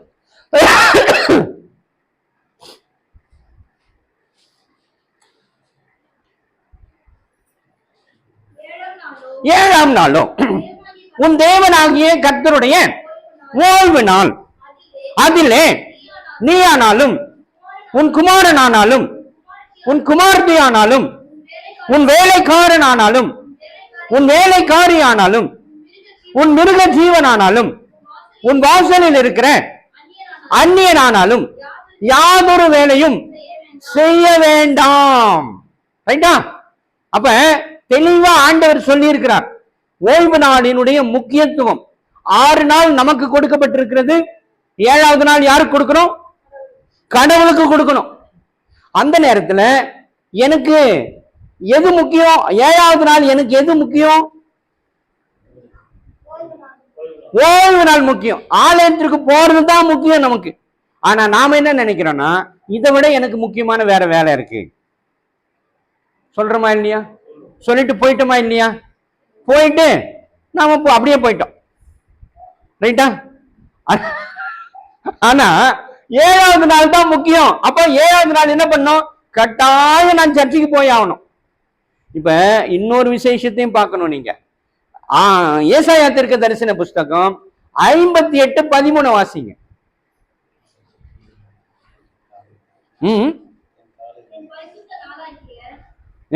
பரிசுத்த நாளாகிய ஓய்வு நாளிலே நல்லா அண்டர்லைன் பண்ணி வச்சுக்கங்க. அதுல அண்டர்லைன் பண்ணிட்டு பண்ணா பத்தாது. ஏன் உள்ளத்துல அண்டர்லைன் பண்ணணும். எழுத்து எதுல அண்டர்லைன் பண்ணணும் தெரியுமா? எதுல? இருதயத்துல. எப்படி அண்டர்லைன் பண்ணணும்? எதுல அண்டர்லைன் பண்ணுவீங்க? இருதயத்துல எதுல அண்டர்லைன் பண்ணுவீங்க? எதுமா? ஞாபகம் வச்சுக்கணும். Very good. நான் நினைச்ச கத்தியில கீழ் போடுவீங்கன்னு நினைச்சேன் நான். சரி, வெரி குட். அப்ப வாசிங்க.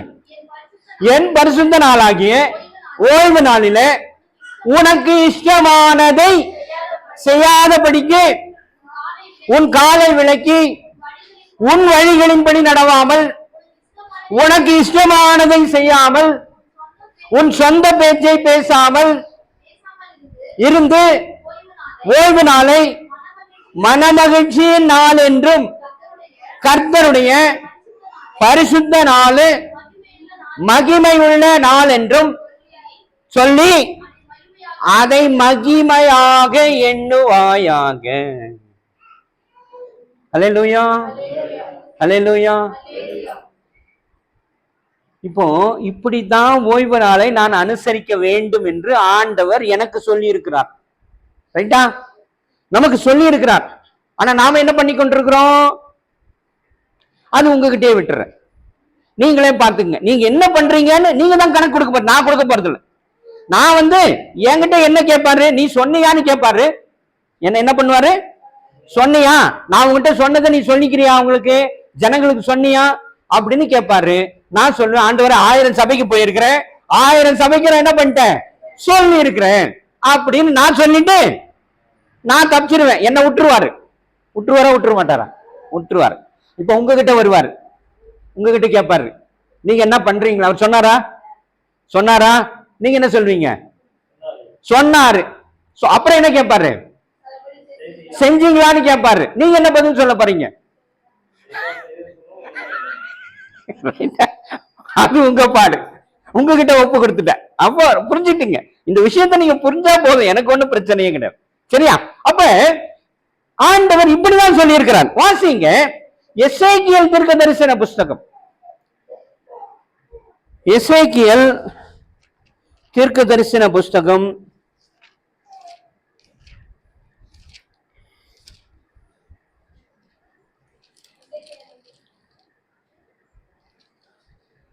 எசேக்கியேல் 12:22.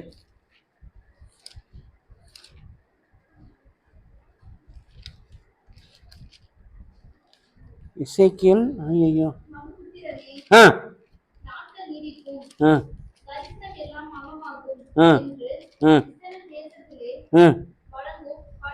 இல்லம்மா 20:12.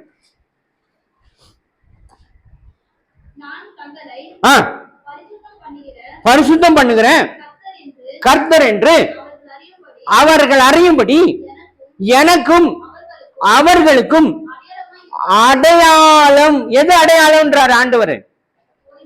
ஓய்வு நாள் அடையாளம்ன்றார். எப்படி அடையாளம்? இப்ப கல்யாணம் பண்றாங்க இல்லையா, கணவன் மனைவி, என்ன அடையாளம் அவங்களுக்கு கணவன் மனைவிங்கிறதுக்கு? தாலி. ரைட்டா? உண்மைதானே? உண்மைதான், அதானே உண்மை. அப்போ ஆண்டவர், அவர் எனக்கு ஆண்டவர், நான் அவருடைய பிள்ளை என்பதற்கு எது அடையாளம் சொல்றாரு இங்க? ஓய்வுனால சொல்றார். இப்ப தாலி எப்படி ஒரு குடும்பத்துல தாலி எப்படி முக்கியமோ அது போல ஒவ்வொருவர் வாழ்க்கையிலும் இந்த ஓய்வு நாள் என்பது மிக மிக முக்கியம். இதை ஆண்டவர் அடையாளமாக நமக்கு கொடுத்திருக்கிறார். அல்லேலூயா, அல்லேலூயா. அது மாத்திரம் இல்ல, வாசிங்க யாத்திராகமம் 20:11 வாசிங்க.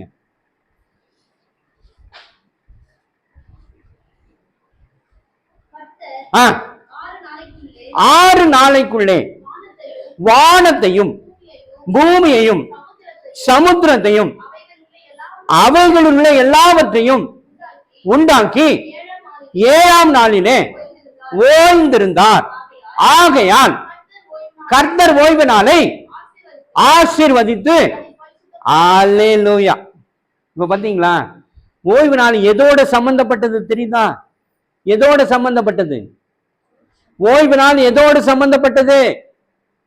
ஐயோ, மறுபடியும் வாசிங்க.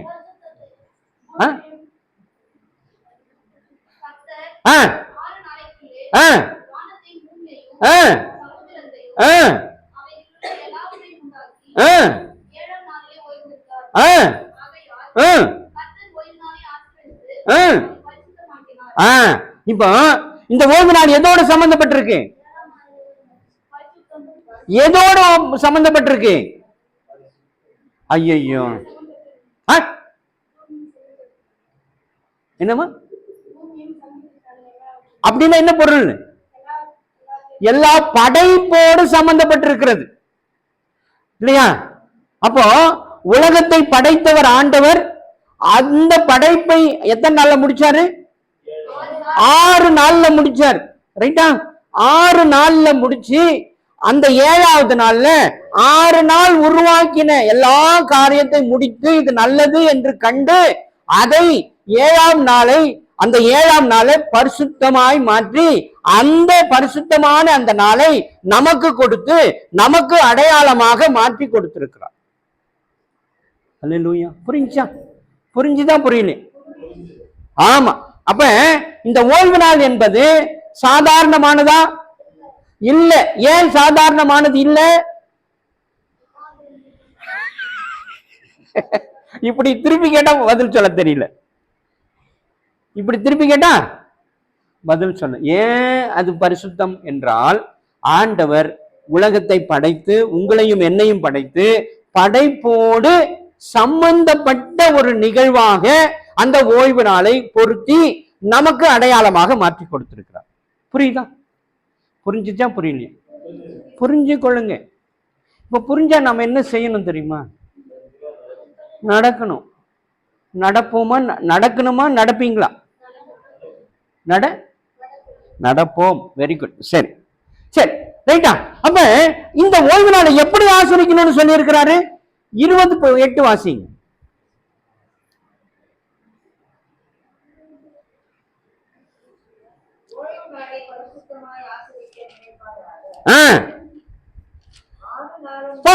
போதும். அப்ப எப்படி பண்ணணும்னு சொல்றாரு?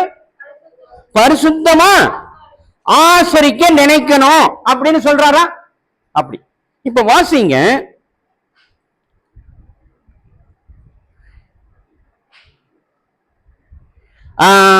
நெகேமியா 13வது அதிகாரம் 16வது வசனத்துல இருந்து வாங்க. 16, 19 வரைக்கும் வாசிங்க. பொறுமையா வாசிங்க. நெகேமியா 13. நெகேமியாமா பழைய ஏற்பாடுமா? 16ல இருந்து வாசிங்க.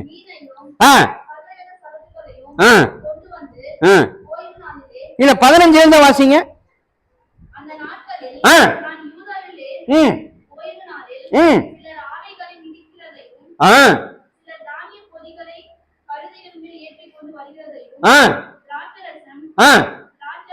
ஆ ஆ ஆ ஓ ஆ ஆ ஆ ஆ ஆ ஆ ஆ யூதா புத்திரருக்கும் எருசலேமில் இருக்கிறவர்களுக்கும் விற்கிற சீரியரும் ஆ ஆகையால்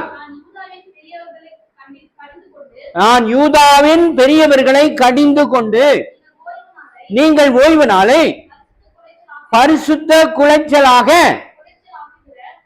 ஆக்குகிற இந்த பொல்லாத செய்கைகளை என்ன உங்கள் பிதாக்கள் இப்படி செய்ததினால் அல்லவா நம்முடைய தேவன் நம்மேலும் இந்த நகரத்தின் மேலும் இந்த தீங்கையெல்லாம் வர பண்ணினார். நீங்களோ வென்றால் ஓய்வு நாளை பரிசுத்த குலைச்சலா ஆக்குகிறதினால் இஸ்ரவேலின் மேல் இருக்கிற உக்கிரத்தை அதிகரிக்க பண்ணுகிறீர்கள் என்று அவர்களுக்கு சொன்னேன். புரியுதா? அதுல இன்னொரு விஷயம் இருக்கு. அவரு நெகேமியா என்ன பண்ணுவாரு, இந்த தவறை செய்கிறவர்களை பார்த்து அடிச்சு துன்புறுத்தவும் செஞ்சிருக்கிறாருன்னு இங்க பதில் சொல்லப்பட்டிருக்கு. வாசிங்க 19 வாசிங்க. ஆகையால் ஓய்வு நாளுக்கு முன்னே எருசலேமின் பட்டண வாசலில் மாலை மயங்கும் போது கதவுகளை பூட்டவும் ஓய்வு நாள் முடியும் மட்டும் அவைகளை திறவாதிருக்க வேண்டும் என்று கட்டளையிட்டு ஓய்வு நாளிலே ஒரு சுமையும் உள்ளே வராதபடிக்கு வாசல் அண்டையில என் வேலைக்காரரில் சிலரை நிறுத்தினேன். அடுத்த வசனம். அதனால் வர்த்தகரும் சகலவித சரக்குகளை விற்கிறவர்களும் இரண்டொரு தரம் எருசலேமுக்கு புறம்பே தங்கினார்கள். அப்பொழுது நான் அவர்களை திட சாட்சியாய் கடிந்து கொண்டு நீங்கள் அலங்க தண்டையில தங்குகிறது என்ன, நீங்கள் மறுபடியும் இப்படி செய்தால் உங்கள் மேல் கை போடுவேன். புரியுதா? அப்போ எவ்வளவு கண்டிப்போட ஒரு காரியத்தை நிறைவேற்றி இருக்கிறார்கள் என்பதை புரிந்து கொள்ளுங்கள். ஆனா நாம இப்படி செய்ய முடியுமா? நாம செய்ய முடியுமா? செய்ய முடியாது. நாம என்ன பண்ணுவோம், கேள்வி கேட்டா அடுத்த நாள் என்ன பண்ணுவோம், ஐயா நான் இந்த சர்ச்சைக்கு வரமாட்டேங்க, வேற சர்ச்சைக்கு போயிடுறேன் நான். அப்படித்தானே சொல்லுவோம், அப்படித்தானே சொல்லுவோம். நாமளே அப்படித்தான் செய்யறோம். ஆனா எப்படிப்பட்ட காரியங்களா நடந்திருக்குது என்பதை புரிஞ்சு கொள்ளுங்க. இது மாத்திரம் இல்ல, இன்னும் கொஞ்ச நேரம், எனக்கு கொஞ்சம் டைம் கொடுங்க, கொஞ்சம் டைம் கொடுங்க. முக்கியமான விசேஷத்தை புரிஞ்சு கொள்ளுங்க. சரி, இப்ப இந்த ஓய்வு நாளை இப்படியெல்லாம் அனுசரிக்க வேண்டும் கட்டுப்பாடோடு. எப்படி கட்டுப்பாடோடு என்றால் மத்தேயு 11:12 வாசிங்க.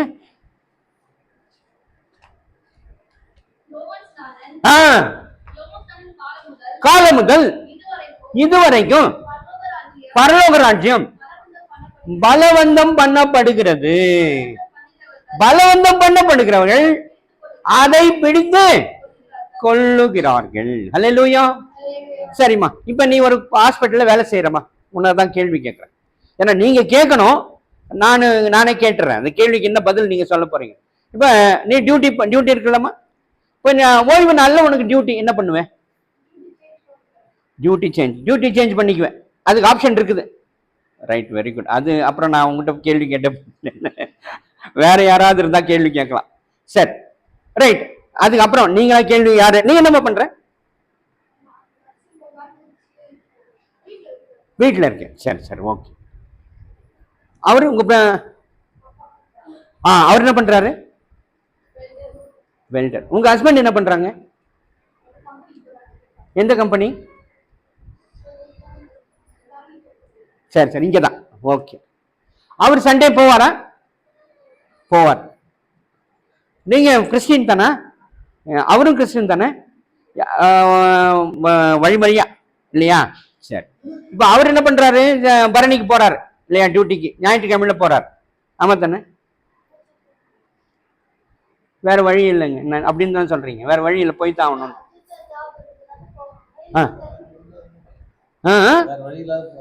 வேற வழி இல்லை. இல்ல அதுக்கு ஒரு முடியாது. அப்ப என்ன பண்ணணும்னு தெரியுமா? அப்ப என்ன பண்ணணும்? முடியாத சூழல் வந்து என்ன பண்ணணும் தெரியுமா?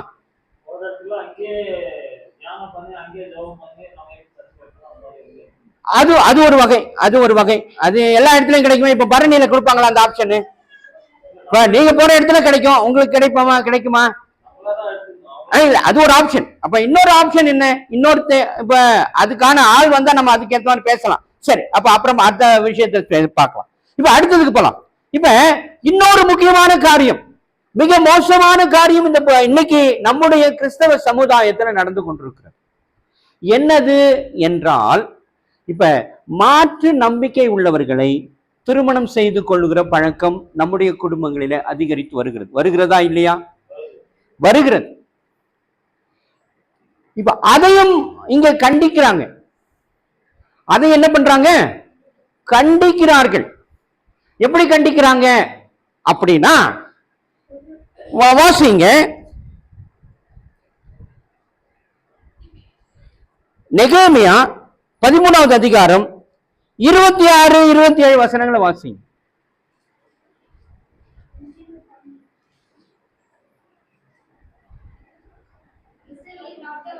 இஸ்ரவேலின் ராஜாவாகிய சாலமோன். போதுமா? இப்ப ஆரம்பத்திலே ஒரு விஷயம் வருது. எப்படி பாவம் செஞ்சான்? இப்ப சாலமோனோடு தேவன் உறவு கொண்டிருந்தாரா? நல்ல ஒரு இணக்கமான சூழல் இருந்துச்சா இல்லையா? இருந்தது. ஆனால் அதற்கு பிறகு போக போக என்னவாயிட்டான்? அவன் ஆண்டவரோடு தொடர்பு கொள்ள, ஆண்டவர் கீழ்ப்படியில அவன் வழுவி போனான். எப்படி வழுவி போனான் என்றால், வசனம் நமக்கு தெளிவாக சொல்லுகிறது, அவன் வேற்று நம்பிக்கை உள்ளவர்களை தங்களுக்கு மனைவியாக கொண்டு அவர்கள் வழியில அவன் வழி மாறி போனான் என்று சொல்லப்படுது. சொல்லுதா இல்லையா? சொல்லுது. ஆனா இன்னைக்கு நம்முடைய குடும்பங்கள்ல எல்லா குடும்பத்திலும் இது இருக்குங்க. எல்லா குடும்பத்தையும் உங்களுக்கு இருக்கா இல்லையான்னு எனக்கு தெரியல. இங்க இருக்கிறவங்களுக்கு அது எந்த அளவுக்கு அனுபவம் இருக்கா என்னன்னு தெரியல. ஆனால் எல்லா குடும்பங்களிலும் 90% குடும்பங்கள்ல, கிறிஸ்தவ குடும்பங்கள்ல இந்த ஒரு காரியம் இப்ப நடக்க ஆரம்பிச்சிருச்சு. எல்லாம் வந்து வேறு நம்பிக்கை உள்ளவர்கள், பெண்ணா இருந்தாலும் சரி, பையனா இருந்தாலும் சரி, மாற்று நம்பிக்கை உள்ளவர்களை என்ன பண்ணிக்கிறாங்க? திருமணம் செய்து கொள்ளுகிறார்கள்.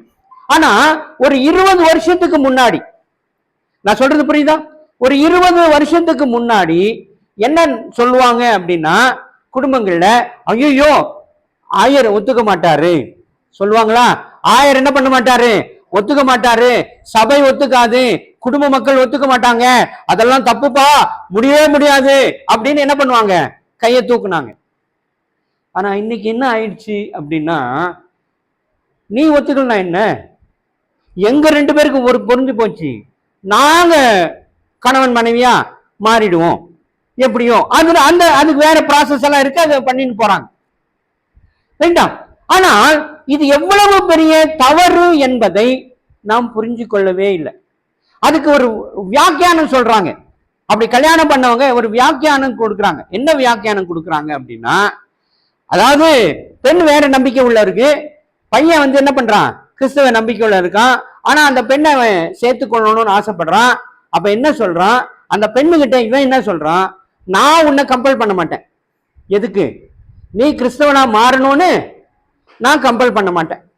நீ என்ன பண்ணு, இதுக்கு வரணும்னு நீ என்ன பண்ணாத, என்ன கம்பல் பண்ணாத அப்படின்னு ஒரு ஒப்பந்தத்துக்கு வந்துடுறாங்க அவங்க 2 பேரும். ரைட்டா? நீங்க என்ன நினைப்பீங்க? நல்லது தானங்க, அப்படிதான் நினைக்கிறீங்க. இத நல்லாவே தலையாட்டுறாங்க அம்மா. ஆமாங்க, ரொம்ப நல்லது தானே.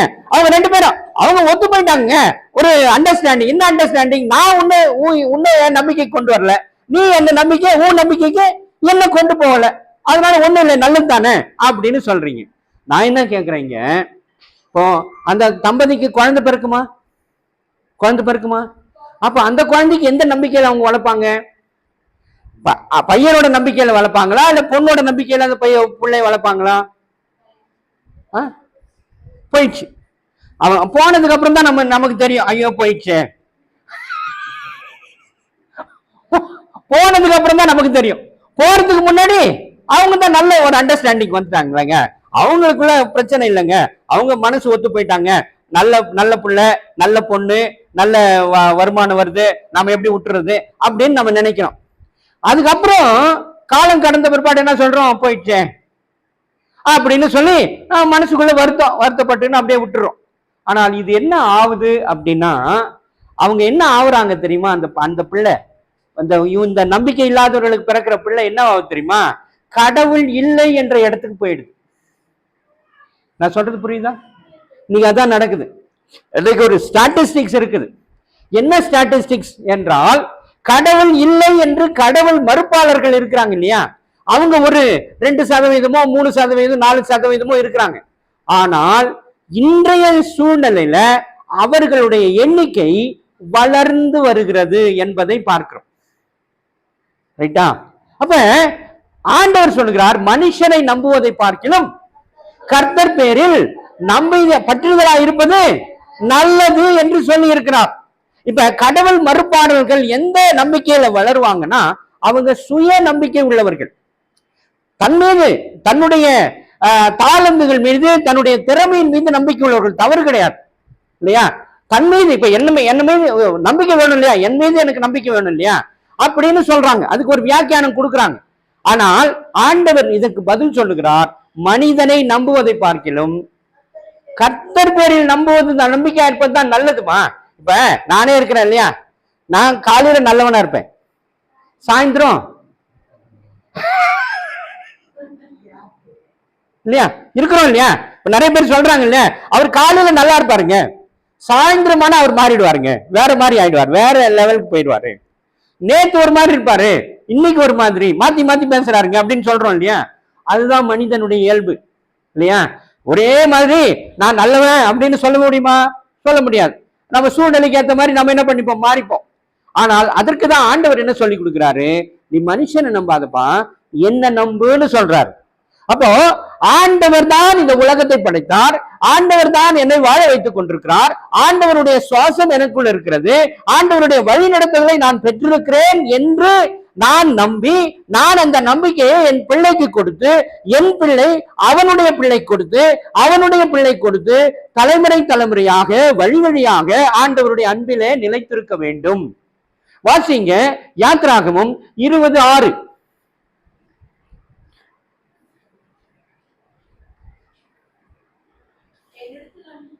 என்னிடத்தில் அன்பு கூர்ந்து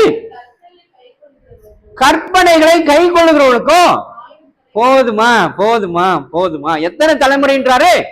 1000 தலைமுறைக்கு அன்பு பாராட்டுகிற தேவன் நம்முடைய தேவன் என்று வேதம் நமக்கு சொல்லிக் கொண்டிருக்கிறது. ஆனால் இவ்வளவு உண்மைகளை, விசேஷங்களை பெற்றிருக்கிற நம்முடைய ஆண்டவரை நாம் என்ன பண்றதில்லை என்னால், கனப்படுத்துவதில் நாம் என்ன பண்றோம்? சுணக்கம் காட்டுகிறோம், தயக்கம் காட்டுகிறோம், அவரை விட்டு பின்வாங்குகிற சூழலுக்குள் நாம் போகிறோம் என்பதை நாம் புரிந்து கொள்ள வேண்டும். ஹல்லேலூயா, ஹல்லேலூயா, ஹல்லேலூயா. கடைசியாக ஒரே ஒரு விஷயத்தை மட்டும் நான் சொல்லி முடிக்க விரும்புகிறேன். இதையெல்லாம் கொஞ்சம் சிந்தித்து பாருங்கள். நாம் எப்படியெல்லாம் தவறு செய்து கொண்டிருக்கிறோம் என்பதை நினைத்து பாருங்கள். இதிலிருந்து விடுபடுவதற்கான வழிமுறைகளை கடைபிடிங்கள். அதற்கான வழிமுறைகளை ஆண்டவர் தெளிவாக நமக்கு கொடுத்து வைத்திருக்கிறார். ஆனால் நாம் என்ன பண்ணி கொண்டிருக்கிறோம் என்றால், அந்த வழியை விட்டு வேறு வழியில, வேறு பாதையில நாம் பயணிப்பதனால நாம் போராட்டங்களை சந்தித்து நமக்கு நாமே அழிவை தேடிக் கொண்டிருக்கிறோம் என்பதுதான் உண்மை. ஹல்லேலூயா, ஹல்லேலூயா. சரி, இப்ப உங்களுக்கு தெரிஞ்ச மதங்களின் பெயர்களை சொல்லுங்க.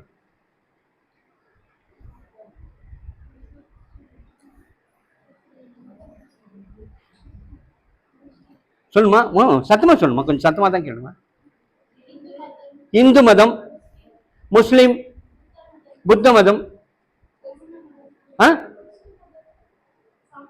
சமண மதம், கிறிஸ்தவ மதம். Very good. அடுத்தது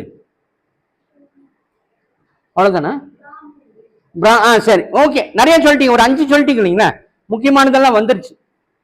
இப்ப நான் கேட்கிறேன், கிறிஸ்தவ மதமா?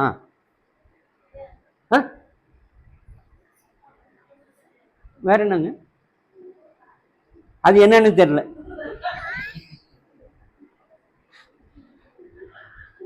ஆனா அம்மா வந்து அந்த மதம்னு சேர்த்திருக்காங்க, நீங்க அது என்னன்னு தெரியலன்றீங்க. யோசிச்சு பரவாயில்ல, டைம் எடுத்துங்க, ஒன்னும் பிரச்சனை இல்லை. சொல்லுங்க. என்னம்மா? நீதம்மா கிறிஸ்தவம் மதமா?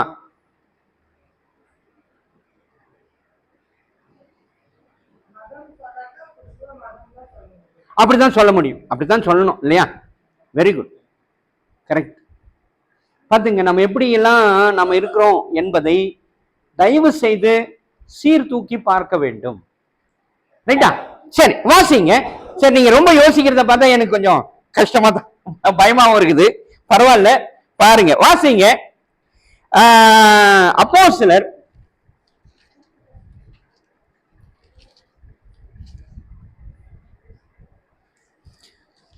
அப்போஸ்தலர்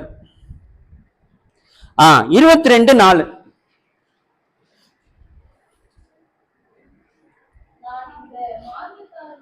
மார்க்கத்தாராகிய புருஷரையும் ஸ்திரீகளையும் கட்டி அப்படின்னு சொல்றார். யார் அது கட்டி ஒப்புவித்தாருன்னு சொல்ல, யார் சொன்னாதுன்னு தெரியுமா? பவுல் வந்து என்ன சொல்றாரு, நான் வந்து இந்த மார்க்கத்தாரை பின்பற்றின சீஷர்களையும் பெண்களையும் என்ன பண்ண, கட்டி காவல்ல போட்டேன் அப்படின்னு சொல்றான். கரெக்டாமா? கரெக்டா சகோ சிஸ்டர்? கரெக்டா? யோசிக்க, இன்னும் நிறைய படிக்கிறீங்க போலங்க. Right, very good. நல்ல கவனிங்க. இது பவுல் தான் செய்ததை, ஆண்டவருக்குள் வருவதற்கு முன்பாக அவன் என்ன ஆனா அவன் என்ன பண்ணா, அவன் வந்து கமாலியலுடைய பாதத்தடையில உட்கார்ந்து வேதத்தை படித்தவன். அவன் ஞாபகம் வச்சுக்கொள்ளுங்க. யாரு? இந்த சவுல் தான் பவுலாக மாறுகிறான். இந்த சவுல் என்பவன் யார் என்றால், அவன் கமாலியலுடைய பாதத்தண்டையில உட்கார்ந்து இந்த வேதத்தை கற்றுக்கொண்டவன். ரைட்டா? அவன் என்ன சொல்றான், ஆண்டவரை பின்பற்றி சென்ற மக்களை அவன் என்ன பண்றான், அவங்க தப்பா போறாங்க அப்படின்னு சொல்லி அவங்களை கட்டி சிறைசாலையில போட்டதாக இங்க பதிவு இருக்கிறது. அப்படின்னு அவன் என்ன சொல்றான்னா, அவன் என்ன சொல்றான், இந்த மார்க்கத்தாரை என்று சொல்லுகிறான். அப்ப கிறிஸ்தவம் என்பது என்ன? மார்க்கம், மதம் அல்ல. மார்க்கம் என்றால் என்ன தெரியுமா?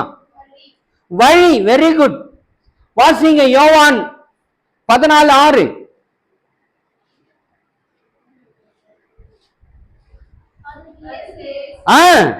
நானே வழியும் சத்தியமும் ஜீவனுமா இருக்கிறேன் என்று சொல்லுகிறார். அப்ப அந்த வழியாகிய கிறிஸ்தவ மார்க்கத்தை யாரெல்லாம் பின்பற்றுகிறார்களோ அவர்களுக்கு இந்த தண்டனை வாங்கி கொடுத்தேன்னு அவன் பதிவு செய்கிறான். அப்ப கிறிஸ்தவம் என்பது என்ன? மார்க்கம், மதம் அல்ல. ரைட்டா? இப்ப நாம எந்த அடிப்படையில மதம் என்று சொல்லுகிறோம் என்று எனக்கு தெரியல. வேதம் கரெக்டா தெளிவா சொல்லுது, கிறிஸ்தவத்தை மார்க்கம்னு சொல்லி இருக்கு. ஆனா அம்மாவுக்கு யார் கத்து கொடுத்தாங்கன்னு தெரியல. ஆனா எல்லாரும் சொல்லுங்கம்மா.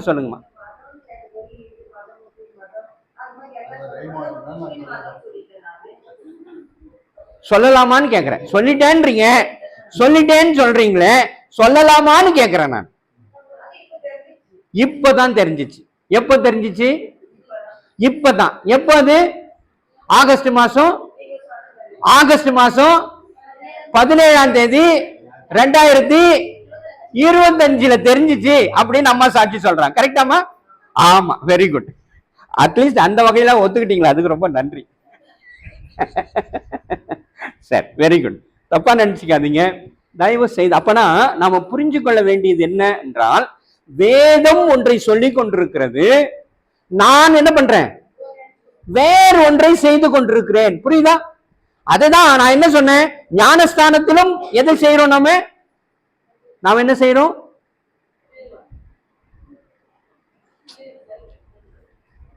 அது ஓகே. வேறொன்றை செய்கிறோமா இல்லையா? வசனத்தின்படி செய்யறோமா? இல்ல. ரைட்டா? அதே போல ஓய்வு நாள் என்ன பண்றோம், வேறொன்றை செய்து கொண்டிருக்கோம். நான் நினைக்கிறேன் ஒரு மணி நேரம் போயிட்டு வந்து உட்காந்தா போதும்னு நினைக்கிறேன். நான் அப்படிதான் நினைக்கிறேன். ஓய்வு நாள்ல ஒரு மணி நேரம் போனா உட்காந்தா வேலை முடிஞ்சதுப்பா, எனக்கு அடுத்த வேலை இருக்கு அப்படின்னு தான் நினைக்கிறோம். ஆனா வசனம் என்ன சொல்லுகிறது, ஓய்வு நாள் முழுவதும் ஓய்வு நாள் ஆக இருக்கிறது. ரைட்டா? இப்ப ஆவியானவர் எவ்வளவு, இப்ப ஒரு விஷயத்துக்கு நான் உங்க பாஸ்டரை வந்து பாராட்டணும். என்ன பாராட்டணும்னா, நான் இங்க சொல்ல ஆரம்பிக்கும் போது நீங்க எவ்வளவு நேரம் வேண்டுமானாலும் பேசுங்கள் என்று சொன்னார். அப்படிதான் இருக்கணும். எப்படின்னா, ஆவியானவருக்கு நாம கட்டளை போட முடியுமா? நான் கட்டளை போடவே முடியாது. அவர் எவ்வளவு நேரம் பேசுறாரோ அவ்வளவு நேரம் நாம் என்ன பண்ணணும், பொறுமையாய் கேட்க வேண்டும். அப்பதான் அது ஒரு ஒழுங்குக்கு வரும். வாசிங்க யாத்திராகமம் 19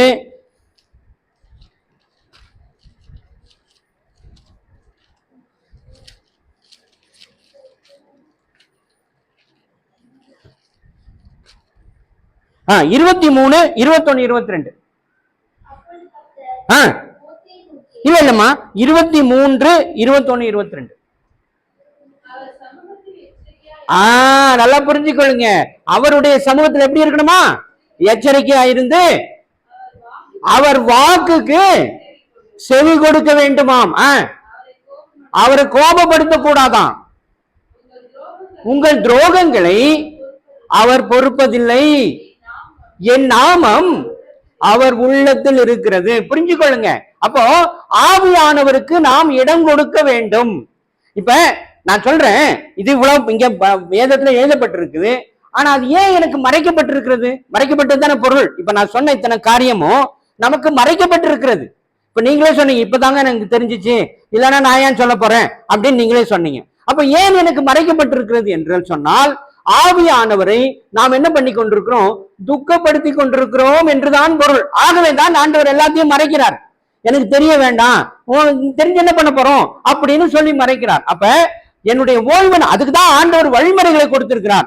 6 நாள் உன்னுடைய வேலையை செய், 7வது நாள் என்னுடைய பாத தண்டையில வந்து அமர்ந்து நான் என்ன சொல்லுகிறேனோ அதை நான் கவனமாக கேட்க வேண்டும் என்று நான் என்ன பண்ணணும், ஆண்டவருடைய பாதத்துல உட்கார்ந்து, ஆண்டவரே இப்ப ஒண்ணும் வேண்டாம், இந்த வாரம் நம்ம வரோம், போன வாரம் என்ன பண்ணிருக்கணும், வர்றதுக்கு முன்னாடி காத்திருந்திருக்க வேண்டும். எங்க?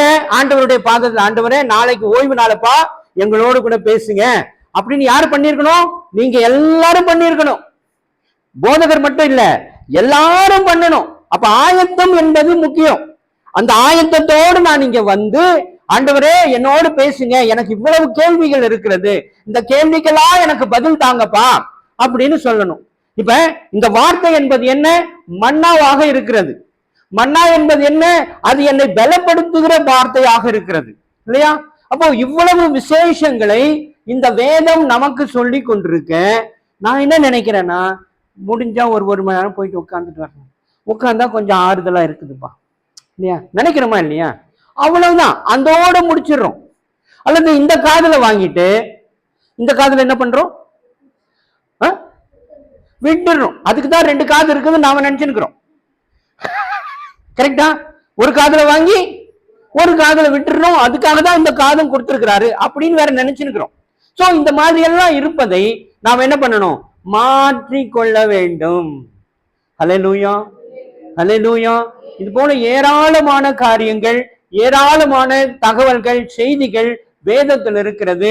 அப்ப ஆண்டவர் சொல்லுகிறார், வேதத்தை நான் அனுதின தியானமாக மாற்ற வேண்டும் என்று சொல்லி இருக்கிறார். குடும்ப ஜெபம் குடும்பத்தில் அவசியம் என்று சொல்லி இருக்கிறார், இல்லையா? இதை எதுவுமே நான் செய்யாமல் ஆண்டவர் என்னை ஆசீர்வதிக்க வேண்டும், எனக்கு பாதுகாப்பை கொடுக்க வேண்டும் என்று நான் நினைத்து கொண்டிருப்பேனானால் அது என்னவாக இருக்கும் என்றால், அது ஆசீர்வாதமாக இருக்கவே இருக்காது. பொத்தல் பையில் போடப்பட்ட பணமாகத்தான் இருக்கும். இப்ப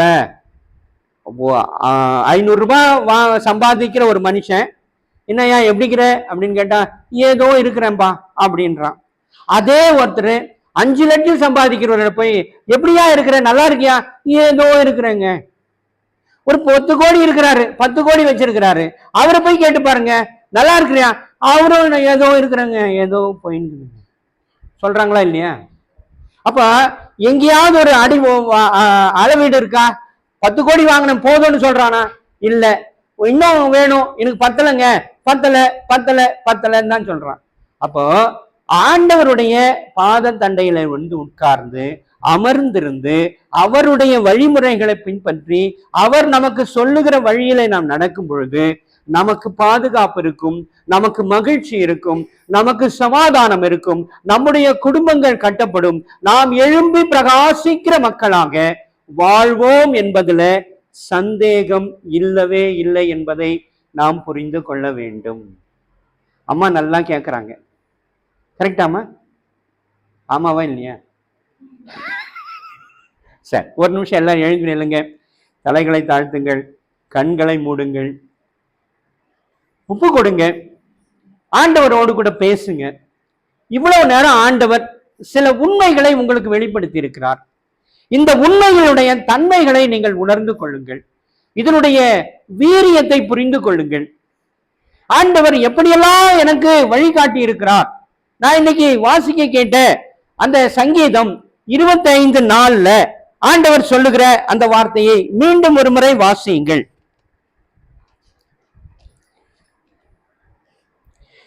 கர்த்தாவே, உமது வழிகளை எனக்கு போதித்தருளும். அடுத்தது, உம்முடைய பாதைகளை எனக்கு வழிகளை எனக்கு தெரிவியும், உம்முடைய பாதைகளை எனக்கு போதித்தருளும் என்று சங்கீதக்காரன் கேட்ட அந்த வார்த்தையை நீங்களும் கேட்டீர்கள். அப்பொழுது ஆண்டவர் இன்றைக்கு இதுதான் என்னுடைய பாதை, நான் வகுத்து வைத்திருக்கிறேன், இந்த பாதையில இந்த வழியில நீங்கள் நடந்தால் நீங்கள் என்னை அடையலாம் என்று ஆண்டவர் உங்களுக்கு தெளிவான ஒரு வழிகாட்டுதலை இந்த நாளிலே கொடுத்திருக்கிறார். ஹல்லேலூயா, ஹல்லேலூயா. நாம் என்ன செய்ய வேண்டும் என்றால், ஆண்டவரே நான் கேட்டேன், எனக்கு வழியை காட்டுங்க, எனக்கு பாதையை தெரிவிங்கன்னு கேட்டேன், எனக்கு அதை செய்து கொடுத்தீர், அந்த வார்த்தைகளை எனக்கு உணர்த்தி இருக்கிறீர், நன்றி என்று சொல்லுங்க. தலைகளை தாழ்த்துங்க, கண்களை மூடுங்க, ஆண்டவரை நோக்கி பாருங்க. உங்களோடு கூட பேசின இந்த ஆண்டவர், அந்த வார்த்தையாகிய மன்னாவை கொடுத்த அந்த ஆண்டவருக்கு நன்றி சொல்லுங்க. ஆண்டவரே, இந்த நாளில இந்த வேளையில எனக்கு இந்தந்த காரியங்களை உணர்த்தி இருக்கிறீர், நான் உணர்ந்து கொள்ளும்படி செய்திருக்கிறீர், ஆகவே உமக்கு நன்றி. கேட்ட அந்த காரியத்தின்படி நான் நடப்பதற்கு எனக்கு உதவி செய்யும் ஆண்டவரே, எனக்கு உதவி செய்யும் ஆண்டவரே என்று கேளுங்கள். ஆண்டவர் சொல்லுகிறார், விதைக்க ஒருவன் புறப்பட்டான், அது நல்ல நிலத்தில் விதைத்த அந்த விதையை போல 100 மடங்கும் 80 மடங்கும் 60 மடங்கும் அது விளைச்சல் கொடுக்கத்தக்கதாக அந்த வார்த்தைகள் எனக்கு அமைய எனக்கு உதவி செய்யும் என்று சொல்லுங்க. ஹல்லேலூயா, ஹல்லேலூயா, ஹல்லேலூயா, ஹல்லேலூயா, ஹல்லேலூயா.